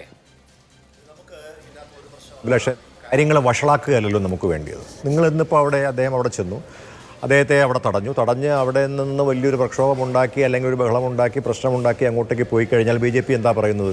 നേരത്തെ ഇവിടെ കേന്ദ്രമാർ സൂചിപ്പിച്ചതുപോലെ ഫോട്ടോഷൂട്ടിന് വേണ്ടിയിട്ടാണെന്ന് പറയും. യഥാർത്ഥത്തിൽ അങ്ങനെ അതിന് വേണ്ടിയിട്ടല്ല പ്രശ്നം പോയത്. ആ പ്രശ്നം രമ്യമായി പരിഹരിക്കുക, രാജ്യത്ത് നിലനിൽക്കുന്ന ഈ ഇഷ്യൂ രമ്യമായി പരിഹരിക്കുക, അവിടുത്തെ ജനങ്ങളുടെ പ്രശ്നങ്ങൾ എന്താണെന്ന് അറിയുക തുടങ്ങിയ കാര്യങ്ങളുമായിട്ടാണ് അദ്ദേഹം അവിടെ പോയത്. അദ്ദേഹത്തിന് ആ നിജസ്ഥിതി അറിഞ്ഞെങ്കിൽ മാത്രമേ ആ കാര്യങ്ങൾ പാർലമെൻറ്റിലേക്ക് കൊണ്ടുവന്നത് അവിടെ അവതരിപ്പിച്ച് അതിന് പരിഹാരം കാണാൻ കഴിയുള്ളൂ. പക്ഷേ എന്താ നമ്മൾ കണ്ടത്? 1 മണിക്കൂറോളം അദ്ദേഹത്തെ തടഞ്ഞിരിക്കുന്ന ഒരു കാഴ്ചയാണ് നമ്മൾ കണ്ടിട്ടുള്ളത്. നമ്മൾ ഇവിടെ ശ്രദ്ധിച്ചില്ല, ജയേന്ദ്ര മാഷിൻ്റെ ഭാഷയിലുണ്ടായിട്ടുള്ള പരിഹാസ്യം അല്ലെങ്കിൽ അദ്ദേഹം അഭിലാഷിനെ പരിഹസിക്കുന്നത് കേട്ടില്ല. അതായത് ഞാൻ അഭിലാഷ് ഇവിടെ പറഞ്ഞ കാര്യങ്ങളൊക്കെ മോദിജിയോട് പറയാം എന്നുള്ളതാണ്. ഈ ധാർഷ്ട്യമാണ് ഇന്ന് രാജ്യത്തെ മുഴുവൻ BJPക്കാർക്കുള്ളത്. അതിൻ്റെ ഒരു ചെറിയ ഉദാഹരണമാണ് നമ്മുടെ മുമ്പിൽ ചർച്ചയ്ക്കിരിക്കുന്ന ജയേന്ദ്ര മാഷിന് ഉള്ളത്. അപ്പോൾ ഈ കാര്യങ്ങൾ പറയുന്നതിനകത്തുള്ള ശരി എന്താണെന്ന് കണ്ടെത്തി അതിനകത്ത് ശരിയുണ്ടെങ്കിൽ അത് പരിഹരിക്കുക എന്നുള്ളതല്ല. ഞങ്ങൾ ഇങ്ങനെയൊക്കെ തന്നെ മുന്നോട്ട് പോവുകയുള്ളൂ, ഞങ്ങളിതാണ് ഞങ്ങളുടെ ലൈൻ, നിങ്ങൾക്ക് ചെയ്യാൻ കഴിയുന്നത് നിങ്ങൾ ചെയ്യൂ എന്ന ധാർഷ്ട്യം ഇവിടെ കേരളത്തിലെ ഈ BJPയുടെ വക്താവിൻ്റെ വാക്കുകളിലും അദ്ദേഹത്തിൻ്റെ പ്രവൃത്തിയിൽ നമുക്ക് കാണുന്നുണ്ട്, ഇല്ലേ? അപ്പോൾ ഇത് തന്നെയാണ് രാജ്യത്തിന് ഇതേ കാര്യം തന്നെയല്ലേ ഇന്ന് നരേന്ദ്രമോദിയും അദ്ദേഹത്തിൻ്റെ സർക്കാരും ചെയ്തുകൊണ്ടിരിക്കുന്നത്. അപ്പം നമ്മൾ മനസ്സിലാക്കേണ്ട ഒരു പ്രധാനപ്പെട്ട കാര്യം, ഇതുണ്ടെങ്കിൽ മാത്രമേ BJPക്ക് രാജ്യത്ത് പിടിച്ചു നിൽക്കാൻ കഴിയുള്ളൂ. ഞാൻ നേരത്തെ സൂചിപ്പിച്ചതുപോലെ രാജ്യത്ത് $1.5450 കൊടുക്കണം $1, അല്ലേ? നമുക്ക് ആലോചിച്ചു, ഇതിനെക്കുറിച്ച് നമ്മൾ ആലോചിക്കുന്നില്ല. രാജ്യത്തെ പട്ടിണിപ്പാവങ്ങളുടെ എണ്ണത്തെ വർദ്ധിക്കുന്നതിനെ കുറിച്ച് നമ്മൾ ചിന്തിക്കുന്നില്ല, ചർച്ച ചെയ്യുന്നില്ല, നമുക്ക് ചർച്ച ചെയ്യാൻ കഴിയുന്നില്ല. ഇങ്ങനെ ഇത് ചർച്ച ചെയ്യാതെ മുന്നോട്ട് പോകുന്നതിന് വേണ്ടിയിട്ടുള്ള ഒരു സമീപനമാണ് പൊതുവായി അവർ സ്വീകരിച്ചത്. മറുപടി ഉണ്ടെങ്കിൽ സുരേന്ദ്ര മാഷ് പെട്ടെന്ന് അവസാനിപ്പിക്കാം നമുക്ക്. അഭിലാഷേ, ഒരു ഗവൺമെന്റിന്റെ നവംഗ പരിപാടികളെ വിലയിരുത്തുന്നതും പരിശോധിക്കുന്നതും തെരഞ്ഞെടുപ്പുകളാണ്, ചാനൽ ചർച്ചകളല്ല. ആ തെരഞ്ഞെടുപ്പുകളിലുള്ള പ്രീതിയാണ്, സ്വീകാര്യതയാണ് BJPയുടെ ഏറ്റവും വലിയ ഉരകല്ല്. അത് ഞങ്ങൾ കൃത്യമായി ചെയ്യുന്നു. തെറ്റാണെങ്കിൽ തിരുത്താം, പക്ഷേ ജനം സ്വീകരിക്കുന്നു. നിങ്ങളെയാണ് ജനങ്ങൾ സ്വീകരിക്കാത്തത്. അപ്പൊ തെറ്റ് ആരുടെ ഭാഗത്താണ്? ശരി, ജനങ്ങൾ സ്വീകരിക്കുന്നുണ്ടെന്നാണ്. അരുൺ പെട്ടെന്ന്, ഷെരുൺ കുമാർ. ഇവിടെ ബാബറി മസ്ജിദിന്റെ വിധിന്യായം വരുമ്പോൾ പല തെറ്റുകൾ ചൂണ്ടിക്കാണിച്ചിട്ടും ഞങ്ങൾ ഇത്തരത്തിലുള്ള ഒരു തീരുമാനമെടുക്കുന്നത് ഇത്തരത്തിൽ മതത്തിന്റെ പേരിലും ആരാധനാലയത്തിന്റെ പേരിലും രാജ്യത്തിന് സംഘർഷം ഉണ്ടാകരുത് എന്നൊരു വിശാലമായിട്ടുള്ള കാഴ്ചപ്പാടാണ് ഭരണഘടനാ ബെഞ്ച് മുന്നോട്ട് വെച്ചത്. പക്ഷെ ആ വിധിന്യായം വന്നതിന് ശേഷമാണ് ഇപ്പോൾ നമ്മൾ ചർച്ച ചെയ്ത എല്ലാ മസ്ജിദുകളും പൊളിച്ച് ക്ഷേത്രം നിർമ്മിക്കണം എന്നുള്ള തരത്തിൽ തർക്കഭൂമിയാക്കി മാറ്റുന്ന സാഹചര്യം. അത് വലിയ തരത്തിൽ വിദ്വേഷം ഈ രാജ്യത്ത് ഉണ്ടാക്കാൻ അജണ്ട വച്ചുള്ള സംഘപരിവാറിന്റെ പ്രവർത്തനമാണ്. BJPയുടെ നേതാവ് ഇവിടെ വന്ന് എത്ര നുണ പറഞ്ഞാലും ന്യായീകരിച്ചാലും മറ്റുള്ളവരെ ആക്ഷേപിച്ചാലും ഈ രാജ്യത്തെ ജനങ്ങൾ ഭൂരിഭാഗം ആളുകളും വിശ്വസിക്കുന്നത് മതനിരപേക്ഷത കാത്തു സൂക്ഷിക്കണം, ഏത് മതത്തിൽപ്പെട്ടവർക്കും അവരുടെ വിശ്വാസം അനുസരിച്ച് ജീവിക്കാൻ കഴിയണം എന്നതാണ്. നിങ്ങളിൽ ഏറ്റവും തീവ്ര നിലപാടുള്ളവർ ഉണ്ടാക്കുന്ന ഈ സംഘർഷത്തെ ഈ രാജ്യത്തെ ജനങ്ങൾ അതിശക്തമായിട്ട് നേരിടും, അതിൽ യാതൊരു സംശയവും വേണ്ട. ഇതാണ് ജനാധിപത്യം ഉയർത്തിപ്പിടിക്കുന്ന ഈ രാജ്യത്തിന്റെ നിലപാടായി. ആ നിലപാട് മാറും എന്നതിലും സംശയമില്ല. ശരി, നമുക്ക് എന്തായാലും ചർച്ചയ്ക്കുള്ള സമയം അവസാനിച്ചു. വളരെ നന്ദി 4 പേർക്കും. സൂപ്പർ പ്രൈം ടൈം അവസാനിക്കുകയാണ്. നമസ്കാരം.